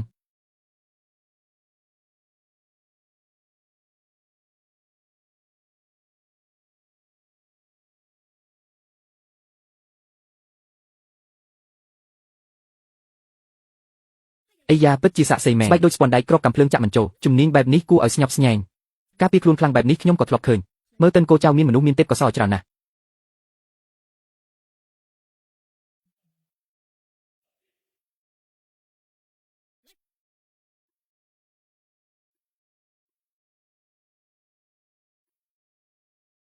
អូព្រះនាងមានរឹតអាចធ្វើទឹកចេញពីកន្លែងទេត្រឹមតែយុទ្ធនេះមួយអាចជួយសង្គ្រោះស្រុកយើងពីគ្រោះរងស្ងួតបានហើយនឹកស្មានថាព្រះនាងអាចយករបស់ពីចម្ងាយបានមើលទៅគាត់ឈានដល់កម្រិតគូរូបអស្ចារ្យស្រុកយើងមានអ្នកជំនាញលាក់ខ្លួនច្រើនណាស់ព្រះអង្គតើយើងគួរតែចុះចាញ់ទេរឹតរបស់ព្រះនាងធំពេកហើយខ្ញុំខ្លាចថាគាត់ជាព្រះច័ន្ទពិតប្រាកដពីលើមេឃអត់ចាប់អារម្មណ៍ទេអញ្ចឹងអ្នកថាខ្ញុំខ្លាញ់តើអ្នកមានប្រាជ្ញាល្បិចបោកប្រាស់តូចតាចទាំងអស់គ្នាមើលមិនឃើញទេអាក្រក់ណាស់ទោះជាយ៉ាងណាក៏របស់ព្រះនាងគ្រាន់តែជាល្បិចបោកប្រាស់រហូតដល់ពេលនេះនៅតែខ្ញុំគិតថាចិត្តគាត់ខ្លាចការកុហករបស់អ្នកត្រូវគេលាតត្រដាងមនុស្សមិនដឹងស្លាប់អ្នកជឿទេខ្ញុំអាចចាក់សម្លាប់អ្នកដោយម្រាមដៃតែមួយពីរចឹងចាក់មកមើលខ្ញុំមិនជឿថាអ្នកអាចសម្លាប់ខ្ញុំបងកុំអើក្តៅក្រហាយបើខឹងព្រះអាចកំបាំងគាត់នឹងដាក់ទោសបងគួរតែគេចខ្លួនអ្នកខ្លាំងកម្រិតគូរូបមិនងាយនឹងអ្នកខ្លាំងកម្រិតគូរូបអីនេះត្រូវបានបង្ហាញក្នុងកម្មវិធីវិទ្យាសាស្ត្រល្បិចបោកប្រាស់ពីការគេនិយាយបំផន់ប្រជាអង្គអាក្រក់នេះខ្លាញ់ខ្លួនជាអ្នកបរិសុទ្ធនិយាយបំផន់ប្រជាជនបានគួរតែដាក់ទោសធ្ងន់សូមឲ្យខ្ញុំរុញអាក្រក់នេះចុះពីច្រាំងថ្មលុបបំបត្តិគ្រោះថ្នាក់ជាតិបើល្បិចតូចតាចបែបនេះហៅថារឹតចឹងខ្ញុំអាចហៅខ្លួនឯងថាមានរឹតធំធេងអាក្រក់ដូចអ្នកមានរឹតអីអ្នកមិនជឿទេចឹងថ្ងៃនេះខ្ញុំនឹងបើកភ្នែកអ្នក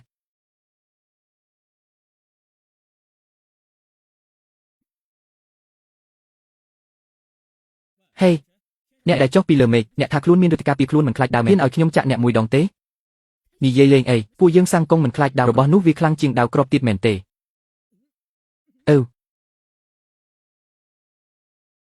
មានរឿងអីមិនក៏អរិយចេះរបាំងព្រះវិហារមិនក៏របាំងព្រះវិហារវាហាក់ដូចជាខ្លាំងបងឯងពូកែណាស់ប្រពន្ធកូនអាចទប់ទល់នឹងរបាំងព្រះវិហាររបស់បងខ្លាំងជាង300ថ្ងៃណាស់ កុំជឿគាត់អីគាត់ប្រើតែមន្តអាគមរបស់វាបោកប្រាស់មិនរបស់ឯងជារបាំងព្រះរបស់ខ្ញុំជាមន្តអាគមឬក៏ខ្ញុំចាក់បងស្រីឯងមួយរុនមើលនេះមិនមែនជាមន្តអាគមទោះឯងមានរបាំងព្រះក៏ដោយពួកយើងសាំងគូក៏អាចទាញរបស់ពីចម្ងាយបានត្រូវហើយសមត្ថភាពទាញរបស់ពីមានតែអ្នកខ្លាំងក្នុងថ្នាក់ហ៊ូសាំងទេដែលធ្វើបានទេទាញរបស់ពីចម្ងាយពូកែណាស់មែនទេដូច្នេះខ្ញុំទាញមនុស្សពីចម្ងាយវិញជាអីទាញមនុស្សពីចម្ងាយទីមនុស្សពីចម្ងាយមិនដែលលើពីសមត្ថភាពធំបែបនេះទេរឿងនិទានថាអ្នកខ្លាំងថ្នាក់ព្រះពិតអាចប្រើសមត្ថភាពដើម្បីហៅអ្នកដែលចង់បានមកក្បែរខ្លួនអ្នកខ្លាំងថ្នាក់ព្រះពិតនោះគ្រាន់តែជារឿងហាមឃាត់ក្នុងរឿងព្រះរហែងក៏សមឯងមិនជឿមែនទេដូច្នេះឯងហ៊ានភ្នាល់ជាមួយខ្ញុំអាចទីមនុស្សពីចម្ងាយបានឯងថាម៉េចស៊ីកូភ្នាល់ជាមួយគាត់គ្រាន់តែដេកកម្ដៅក្រោយទេមិនមែនអីធំដុំទេស៊ីកូកុំបារម្ភគាត់មិនមែនជាអ្នកខ្លាំងថ្នាក់ព្រះពិតទេអញ្ចឹងហើយល្អដូច្នេះខ្ញុំព្រមតាមឯងបើខ្ញុំចាញ់ខ្ញុំនឹងដេកកម្ដៅក្រែតែឯងចាញ់ឯងត្រូវស្លាប់ហ្វយដេកកម្ដៅក្រែខ្ញុំឯងវិញបើខ្ញុំឈ្នះខ្ញុំគ្រាន់តែចង់ឲ្យឯងលុបជង្គង់សារភាពថាឯងជាហើយនាំពួកអាសមគំនិតនេះចេញទៅល្អព្រមខ្លួនឯងមិនជឿថាឯងនឹងធ្វើបានទីមនុស្សសមត្ថភាពធំដែលមានតែអ្នកខ្លាំងថ្នាក់ព្រះពិតទេដែលធ្វើបានបងឯងពិតជាធ្វើបានមែនទេឯងពិតជាអាចទីមនុស្សពីចម្ងាយមិនអាចទេគាត់អីខ្ញុំមិនដឹងទេគាត់មិនអាចជាអ្នកខ្លាំងពិតប្រាកដទេរាជបុត្រខ្វះអ្នកធំបែបពេលការកុហកត្រូវបានលាបយើងគួរធ្វើម៉េចបងប្អូនអ្នកទាំងបីអាចទុកចិត្តខ្ញុំបន្តិចបានទេខ្ញុំនិយាយបំភ្លើសមិនត្រូវការសន្យារបស់ខ្ញុំមិនដែលបរាជ័យទេព្រះករុណាខ្ញុំត្រូវការជំនួយពីលោកនេះអាចទេព្រះករុណាខ្ញុំមានទំនុកចិត្ត100ខ្ញុំឃើញកម្មវិធីហាត់លេខាបញ្ឆោតពួកវាងាយស្រួលដូចចាប់ដៃ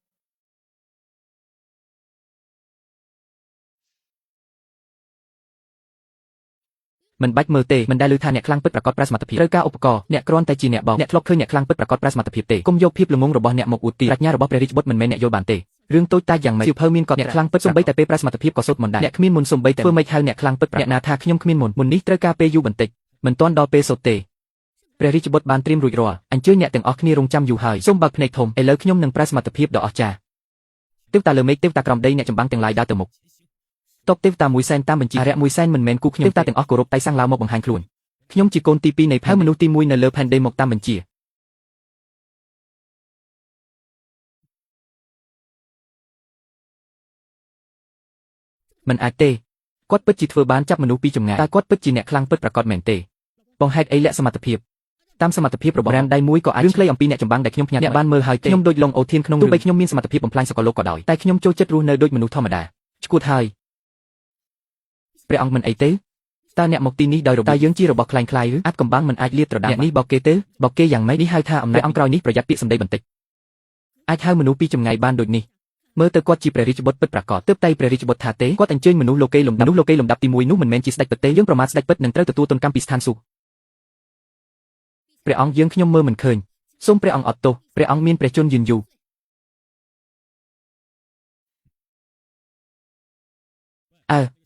អ្នកឥឡូវអ្នកនៅមានអ្វីត្រូវនិយាយទៀតមិនទាន់លុតជង្គង់តាមការភ្នាល់ទេមិនអាចទៅរួចទេមិនអាចទៅខ្ញុំជាកូនស្ថានសួគ៌គាត់ច្បាស់ជាคล้ายអ្វីដែលគាត់ប្រើមិនមែនជាមិនអាគមគាត់ជ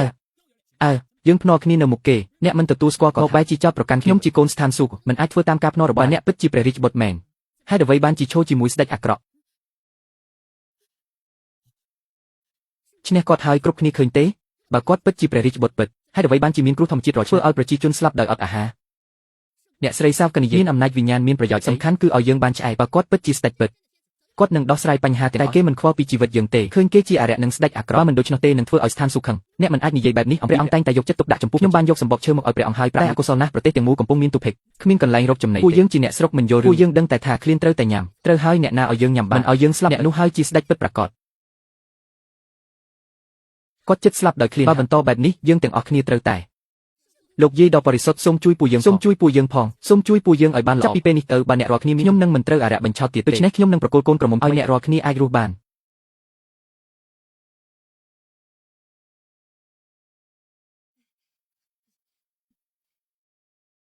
នឥឡូវនេះអ្នករាល់គ្នាដឹងហើយថាអ្នកណាជាកូនស្ថានសួគ៌ពិតលោកយាយដ៏បរិសុទ្ធនឹងធ្វើឲ្យពិភពលោកយាយនឹងនាំមកនូវសន្តិភាព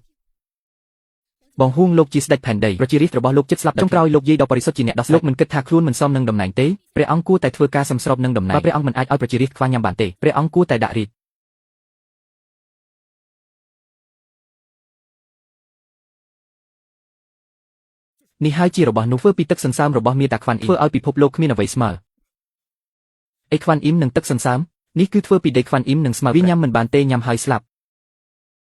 ហេ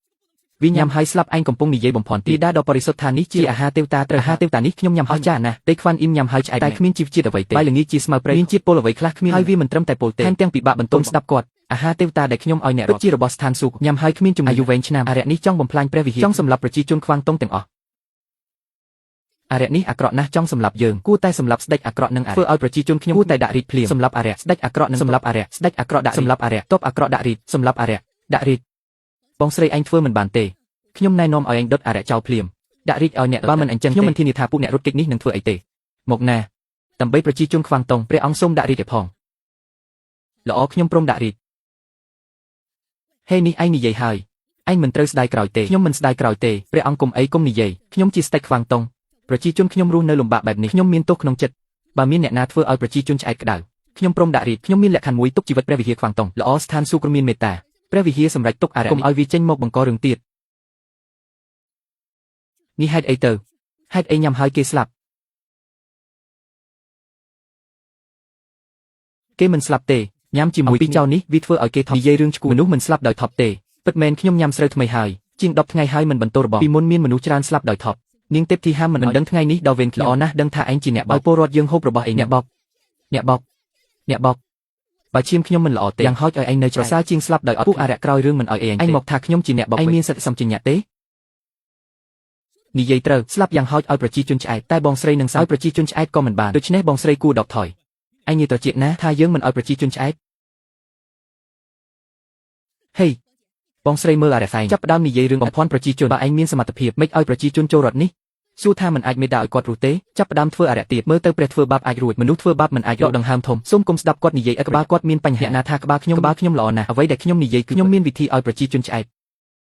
សួរថាអ្នកណាហ៊ានភ្នាល់ទៀតលើកនេះបើខ្ញុំធ្វើបានឯងត្រូវតែធ្វើតាមការហេមានអីមិនហ៊ានឯងធ្វើអីខ្ញុំការពីឯងអញ្ចឹងមិនឯងនៅតែអួតបងគុំនិយាយបើឯងបន្តអីចឹងគ្មានអ្នកណាលើកមុនគុំឲ្យព្រះអង្គពិបាកទៀតខ្ញុំឆ្ងល់មិនឯងមិនជឿខ្ញុំប៉ុន្មានថ្ងៃនេះខ្ញុំទៅលើមេឃដោះស្រាយរឿងនេះយកអាហារពីលើមេឃមកហើយគ្រប់គ្រាន់ដោះស្រាយវិបត្តិនេះនិយាយពិតព្រះអង្គខ្ញុំធ្លាប់បោកព្រះអង្គទេ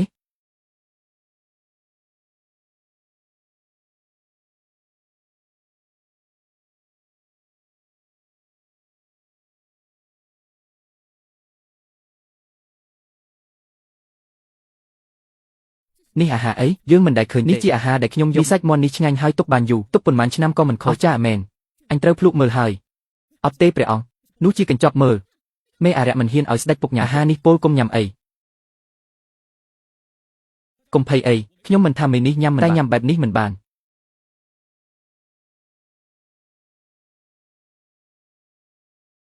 ឥឡូវញ៉ាំបានហើយ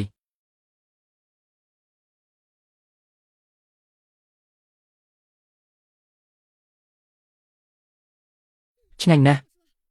អញមិនដែលញ៉ាំឆ្ងាញ់បែបនេះទេព្រះអធិបតីញ៉ាំហើយយើងខ្លាចអីស្លាប់ក៏ចង់ស្លាប់ពោះពេញពួកគុណជាអាហារពីលើមេឃឆ្ងាញ់ណាស់ឲ្យខ្ញុំញ៉ាំអស់មួយជីវិតក៏ព្រមអត់មានស្ដាយក្រោយទេ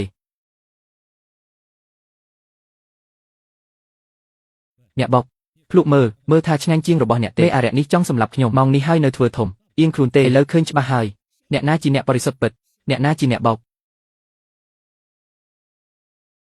ឯងចង់ធ្វើអីខ្ញុំព្រមមានអ្នកខ្ញុំជាកូនស្ថានសួគ៌ទេវតាអ្នករាល់គ្នាមិនគួរនឹងត្រូវទទួលទោសកូនស្ថានសួគ៌អីឯងគ្រាន់តែជាអ្នកគេញ៉ាំដីទេវតានឹងក្តានរបស់ឯងស្លាប់អស់សំណាងអ្នកបរិសុទ្ធពិតជួយបើមិនអញ្ចឹងទេអ្នករាល់គ្នាស្លាប់តែអ្នកបោកប្រាស់យកលុយគេហើយសម្លាប់គេគួរតែវីសម្លាប់អ្នករាល់គ្នាឃើញទេថាអាហារខ្ញុំអាហារគាត់អត់មានបញ្ហាទេអាហារមេអារៈនេះពុលច្បាស់ញ៉ាំហើយស្លាប់ល្អណាស់មេអារៈចង់បំពោយើងទាំងអស់គ្នាទេគាត់ចង់សម្លាប់យើងទាំងអស់គ្នាហើយយកអ្នកនោះមកថែរក្សាធ្វើជាទាសករប្រជាជនចិត្តអាក្រក់ណាស់បងឯងមានរឿងអីហេតុអីដាក់ថ្នាំពុលក្នុងបាយសូម្បីតែខ្ញុំក៏មិនទុកដែរមានន័យអីហ៊ានដាក់ថ្នាំពុលថ្វាយព្រះអង្គនឹងយើងព្រះអង្គល្អជាមួយឯងណាឯងគ្មានសិទ្ធិសម្បញ្ញៈទេឯងទៅឆ្ងាយទៅខ្ញុំដាក់ថ្នាំពុលអីឲ្យមហូបខ្ញុំគ្មានបញ្ហាទេលោកចាស់អាចបញ្ជាក់បានខ្ញុំទើបតែមកពីពិភពគាត់នេះគឺគ្រាន់តែជាអាហារធម្មតាទេគ្មានថ្នាំពុលទេចុះហេតុអីស្លាប់ច្រើនម្ល៉េះ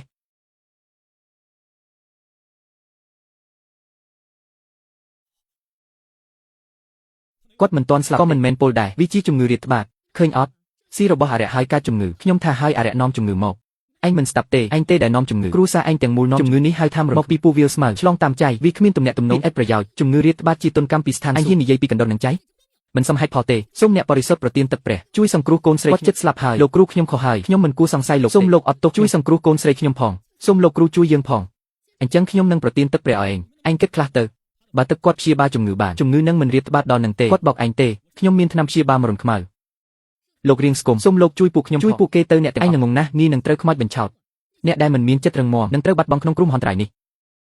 ឥឡូវនេះអ្នកមិនទាន់យល់នេះជាពេលវេលានៃការជ្រើសរើសវិជាការសាកល្បងពីស្ថានសួគ៌បើអ្នកទៅតាមពួកអារក្សគ្រោះមហន្តរាយនេះនឹងកាន់ចុះពួកខ្ញុំត្រូវធ្វើយ៉ាងម៉េចត្រូវតែធ្វើតាមខ្ញុំដោយចិត្តមួយជឿលើព្រះហង្សមាសទើបអាចឆ្លងផុតគ្រោះមហន្តរាយខ្ញុំយល់ហើយលើកនេះខ្ញុំមិនរវើវីទេខ្ញុំនឹងធ្វើតាមលោកយាយដោយខ្ញុំក៏ចង់ធ្វើតាមលោកខ្ញុំក៏ដូចគ្នាត្រឹមត្រូវហើយជឿលោកយាយបានជីវិតអស់កលឹបហេតុអ្វីឯងមិនពន្យល់ខ្ញុំជាអ្នកដែលឯងព្យាបាលមនុស្សទាំងនេះល្ងងប្រាប់ក៏ឥតប្រយោជន៍ត្រូវតែឲ្យគេរៀនមេរៀនឲ្យខ្ញុំហៅព្រះពុទ្ធក៏មិនមែនមិនអាចតែឥឡូវពិភពលោកកងឹតព្រះពុទ្ធកំពុងខឹងទោះឈ្នះក៏យ៉ាងម៉េចពិភពលោកកងឹតព្រោះនាងឆ្ក្រីមិនសមធ្វើឲ្យស្ថានសួគ៌ខឹងបើនាងឆ្ក្រីមិនដាក់រីមិនអាចឲ្យប្រទេសយើងសុខសាន្តណាស់ប្រមាថព្រះអង្គលោកយាយនិយាយត្រូវទាំងអស់ព្រោះនាងឆ្ក្រីបើមិនមែននាងឆ្ក្រីអស្ថានសួគ៌ក៏មិនហើយក៏មិនបញ្ជូនគ្រោះមហន្តរាយនាងនាំអារក្សមកផ្សព្វផ្សាយជំងឺឲ្យនាងដាក់រីកក៏ស្រាវគួរតែវីនាងស្លាប់ព្រះអង្គលោកយាយនិយាយត្រឹមត្រូវតាមក្បួនពីបុរាណជំងឺរាតត្បាតព្រោះស្ដេចមិនសុចរិតបើព្រះអង្គមិនដាក់រីកជំងឺនឹងមិនចេញបងស្រីតើឯងអាត្មានិយមយ៉ាងនេះទេដើម្បីបល្ល័ង្កក្រោមគូមិនខ្វល់ពីជីវិតប្រជាជនទេល្អដើម្បីប្រជាជនយើងខ្ញុំសុខចិត្តដាក់រីកតាំងពីខ្ញុំឡើងសោយរីកមកខ្ញុំប្រាជ្ញាចិត្តធ្វើជាស្ដេចធ្វើឲ្យប្រទេសចៅកាន់តែរឹងមាំប្រជារាស្ត្រមានជីវភាពបើដោយសារខ្ញុំនៅទីនេះធ្វើឲ្យប្រទេសធ្លាក់ចុះខ្ញុំមិនចង់បានរីកនេះទេបងស្រីឯងនិយាយត្រូវហើយអ្នកចេះសម្របខ្លួនទៅជាដល់ពេលដាក់រីកហើយទៅគិតច្បាស់សិនព្រះនាងជាកូនស្ថានសួគ៌សូមព្រះនាងជ្រើសរើសស្ដេចថ្មីបានអញ្ចឹងខ្ញុំនឹងជ្រើសអ្នកមានទាំងគុណធម៌អ្នកដែលនឹងឡើងសោយរាជ្យខ្ញុំបានទទួលសញ្ញាពីឪពុកខ្ញុំហើយស្ដេចថ្មីមិនត្រឹមតែមានប្រាជ្ញាទេថែមទាំងមានចិត្តមេត្តាក្រោមការដឹកនាំរបស់ប្រទេសចៅនឹងរីកចម្រើនអ្នកនោះគឺខ្ញុំព្រះអាទិត្យធ្លាក់មកដីជីវិតកើតមានសុខសន្តិភាពឈប់ចាំបន្តិចប្រទេសចៅរបស់យើងហេតុអ្វីបានជាអ្នកមកគ្រងរាជ្យព្រះអង្គមិនមែនជារាជវង្សចៅទេដូច្នេះពាក្យគាត់មិនរាប់ទេខ្ញុំមិនមែនរាជវង្សចៅទេប៉ុន្តែខ្ញុំជាកូនស្ថានសួគ៌ខ្ញុំថ្លៃជាងរាជវង្សចៅទៅទៀតព្រះចាត់ខ្ញុំឲ្យចុះមកគ្រប់គ្រងពិភពលោកស្ដេចនេះត្រូវតែខ្ញុំធ្វើឯងភ្លេចឋានៈខ្លួនឯងហើយប្រគល់រាជឲ្យមកខ្ញុំវិញបើមិនអញ្ចឹងទេខ្ញុំសម្លាប់ឯងព្រះអង្គគុំចាស់ឥឡូវខ្ញុំមានតបរាប់ម៉ឺននាក់នឹងឋានៈជាព្រះអង្គហេតុអ្វីខ្ញុំត្រូវឲ្យរាជកុំភ្លេចថាអ្វីដែលឯងមានគឺខ្ញុំឲ្យបើខ្ញុំលាតត្រដាងឯងនឹងគ្មានតម្លៃអ្វីទេអ្នកអាចសាកល្បងមើលប៉ុន្តែគិតមែនទែនសិនគេនឹងជឿអ្នកឬជឿខ្ញុំជាកូនស្ថានសួគ៌ព្រះអង្គគុំចាស់ឲ្យអីក៏អាអន់ចិត្តច្រើនម្លេះអ្នករាល់គ្នាឃើញអត់មីងជីងវាងចៅស៊ឺព្រោះតែរារាំងខ្ញុំឡើងសោយរីកក៏ត្រូវទទួលទោសពីព្រះភ្លាមកាត់ជំងឺយ៉ាងណាប្រឆាំងខ្ញុំក៏គ្មានសុភមង្គលដែរព្រះអាទិត្យមួយអង្គទម្លាក់ដាវភ្លើងមកដីទីហ៊ានដ៏ពិសិដ្ឋទទួលពរពីស្ថានសួគ៌ល្អណាស់ឥឡូវខ្ញុំនឹងចាក់ទឹកបរិសុទ្ធឲ្យអ្នករាល់គ្នាជាសះស្បើយ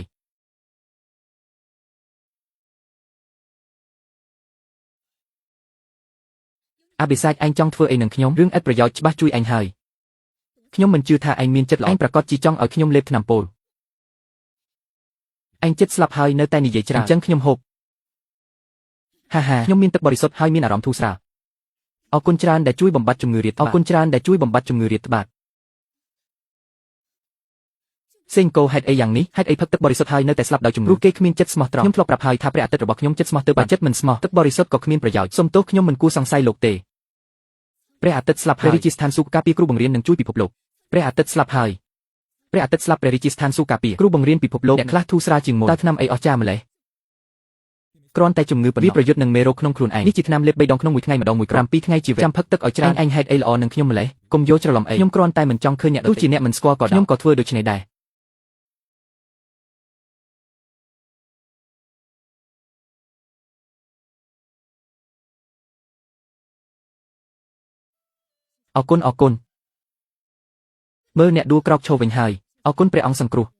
អ្នករាល់គ្នាឃើញអត់ព្រោះចិត្តស្មោះរបស់អ្នកទើបព្រះជួយសង្គ្រោះជួយឲ្យគេរស់ឡើងវិញបើអ្នកទាំងអស់គ្នាសូម្បីតែមនុស្សចិត្តស្លាប់ក៏អាចរស់ឡើងវិញដែរវាគ្រាន់តែជាអ្នកបោកប្រាស់កុំស្ដាប់វានិយាយរឿងឥតប្រយោជន៍សេចក្តីល្អរបស់យើងមិនតាក់ទងនឹងអ្នកសុទ្ធតែជាថ្នាំពិសេសរបស់លោកសន្តិបុត្រនេះជាថ្នាំដែលលោកសន្តិបុត្រឲ្យយើងអាចនិយាយថាលេបហើយជាភ្លាមកុំជឿអ្នកបោកប្រាស់នេះទៀតឡើយ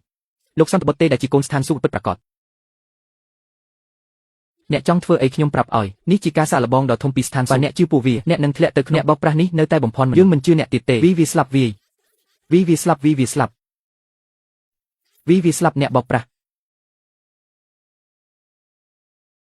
លោកសន្តិបុត្រយើងខុសហើយយើងល្ងងខ្លៅមិនជឿលោកទៅជឿអ្នកបោកប្រាស់នោះសូមអាស្រ័យលើសេចក្តីមេត្តារបស់ស្ថានសង្គ្រោះយើងផងសូមសង្គ្រោះយើងផងសូមអង្វរលោកសង្គ្រោះយើងផង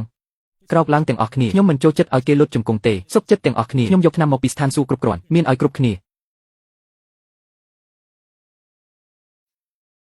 ាលោកសន្តិបុត្រនេះអីលោកសន្តិបុត្រថ្នាំនេះចម្លែកញ៉ាំផ្ទាល់បានទេអត់ទេនោះមិនមែនជាអីញ៉ាំទេរបស់នេះហៅថាសាប៊ូសម្រាប់លាងដៃលាងខ្លួនយល់ហើយលោកសន្តិបុត្រជាទេវតាដ៏មិនចូលចិត្តយើងខ្វាក់លោកសន្តិបុត្រសូមលោកជឿជាក់លើក្រោយយើងនឹងមកស្អាត អត់ទេខ្ញុំមិនមានន័យនោះខ្ញុំចង់និយាយថាដើម្បីបំបត្តិជំងឺចំណុចសំខាន់ជំងឺពេស្តខ្មៅឆ្លងតាមរយៈចៃត្រឡប់ទៅវិញអ្នកទាំងអស់គ្នាត្រូវថែរក្សាបើគ្មានចៃនៅលើខ្លួនក៏មិនឆ្លងជំងឺពេស្តខ្មៅទៀតទេអូអញ្ចឹងទេអរគុណអរគុណអរគុណច្រើន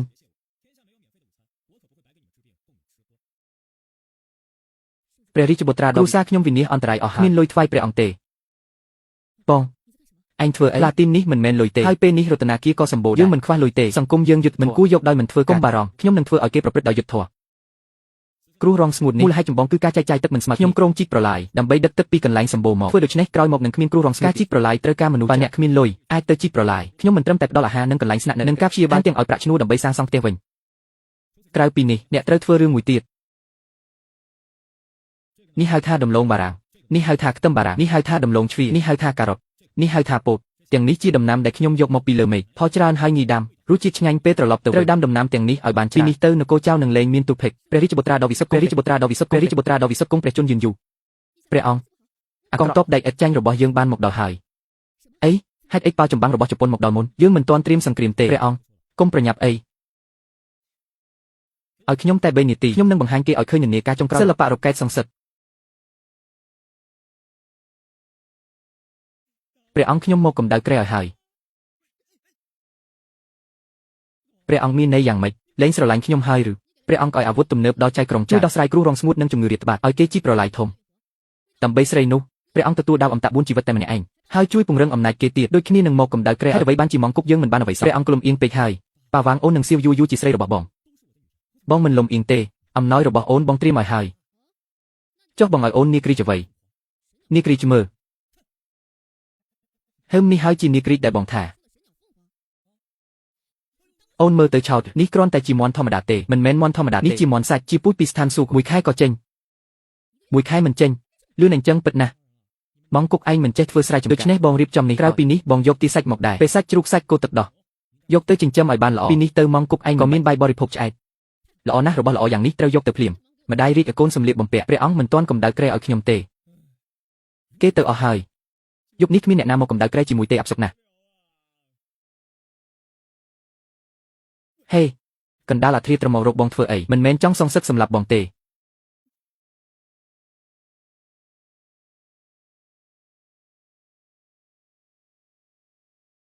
សន្តតិជនបងជំពាក់អូនមួយយប់កម្ដៅក្រែថ្ងៃនេះមិនឲ្យទេ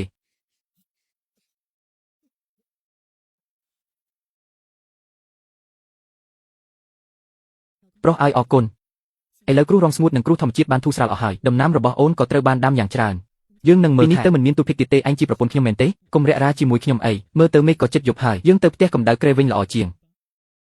អូអញចាប់ផ្ដើមគិតតែរឿងក្រោមចង្កេះទៀតហើយឬបរោះហែងគិតតែរឿងនឹងទេមកមើលពន្លឺព្រះច័ន្ទជាមួយអញមិនល្អទេ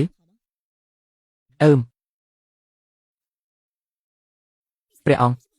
មានរឿងធំរឿងអីក៏ប្រញាប់ប្រញាល់ម្ល៉េះពេលនេះស្រុកយើងសុខសន្តិភាពប្រជាជនមានគ្រប់បរិបូរណ៍មានរឿងធំអីទៀតព្រះអង្គទឹកនៃទន្លេមេដានឹងរីងស្ងួតអស់ហើយអីបើទឹកទន្លេអសររីងស្ងួតប្រជាជននឹងមិនអាចបន្តពូជបានទៀតពិភពលោកទាំងមូលនឹងប្រឈមនឹងការវិនាសប្រហែលជាយើងធ្វើឲ្យព្រះអាទិត្យខឹងឲ្យព្រះអាទិត្យដាក់ទោសមកលើថ្ងៃនេះអធិរាជនារីទាំង6នៃទ្វីបយើងមកដើម្បីសុំទោសព្រះអាទិត្យដោយស្មោះ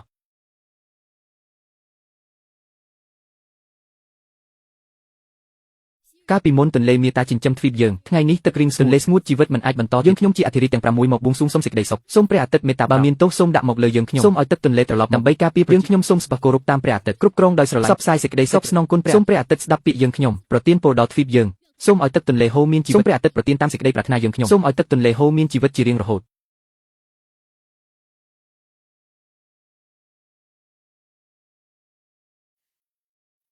ប្រាប់ឯងរាល់គ្នាធ្វើបែបនេះគ្មានប្រយោជន៍ឯងមិនជឿព្រះអង្គតាំងពីយូរមកហើយព្រះអង្គទឹករីងស្ងួតអស់ហើយតែទ្វីបយើងទាំង6ពិតជាត្រូវវិនាសអស់មែនឬព្រះអង្គថ្ងៃនេះខ្ញុំមានអារម្មណ៍ចង់ក្អួតមិនស្រួលខ្លួនប្រញាប់ទៅហៅពេទ្យរាជវាំងមកសូមអបអរសាទរព្រះមានផ្ទៃពោះហើយ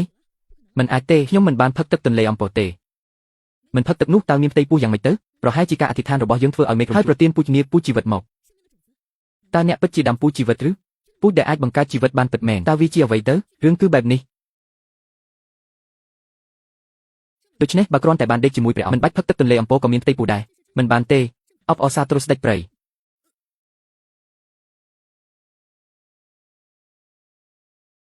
អបអសាទោព្រះនាងអ្នកទាំងពីរក៏មានផ្ទៃពោះខ្ញុំក៏មានផ្ទៃពោះខ្ញុំក៏មិនបានផឹកទឹកទន្លេអំពរត្រូវសួរទៀតឬការមានផ្ទៃពោះរបស់ដោយសារសត្វដែលគិតអបអសាទោព្រះអង្គក្មេងអ្នកក៏មានផ្ទៃព្រះអង្គក្មេងក៏មានអ្នកពន្យល់ខ្ញុំមើលមានអ្វីត្រូវពន្យល់ប្តីមិនមែនតែអ្នកទេទាំងអស់គ្នាជាបងស្រីដេកកំលៀងយូលីស៊ូពេលអ្នករវល់ខ្ញុំឃើញព្រះអង្គពិបាកណាស់ក៏ជួយកម្ដៅក្រែឲ្យព្រះអង្គដូច្នេះរឿងព្រេងនោះពិតមែនព្រះអង្គជាអ្នកសង្គ្រោះពិតប្រាកដក្រោយពីមហាក្សត្រីជើមកនាំពូជីវិតមកដល់ខ្ញុំថាចាប់ពីថ្ងៃនេះឲ្យព្រះអង្គវើជួយខែក្នុងមួយកម្ដៅក្រែ20ដងក្នុងមួយដើម្បីឲ្យទ្វីបចិនរបស់យើងរីកស្លាប់មិនខានខ្ញុំមិនព្រមទេគំរត់ខ្ញុំមិនចង់បានទេគំរត់អីគំរត់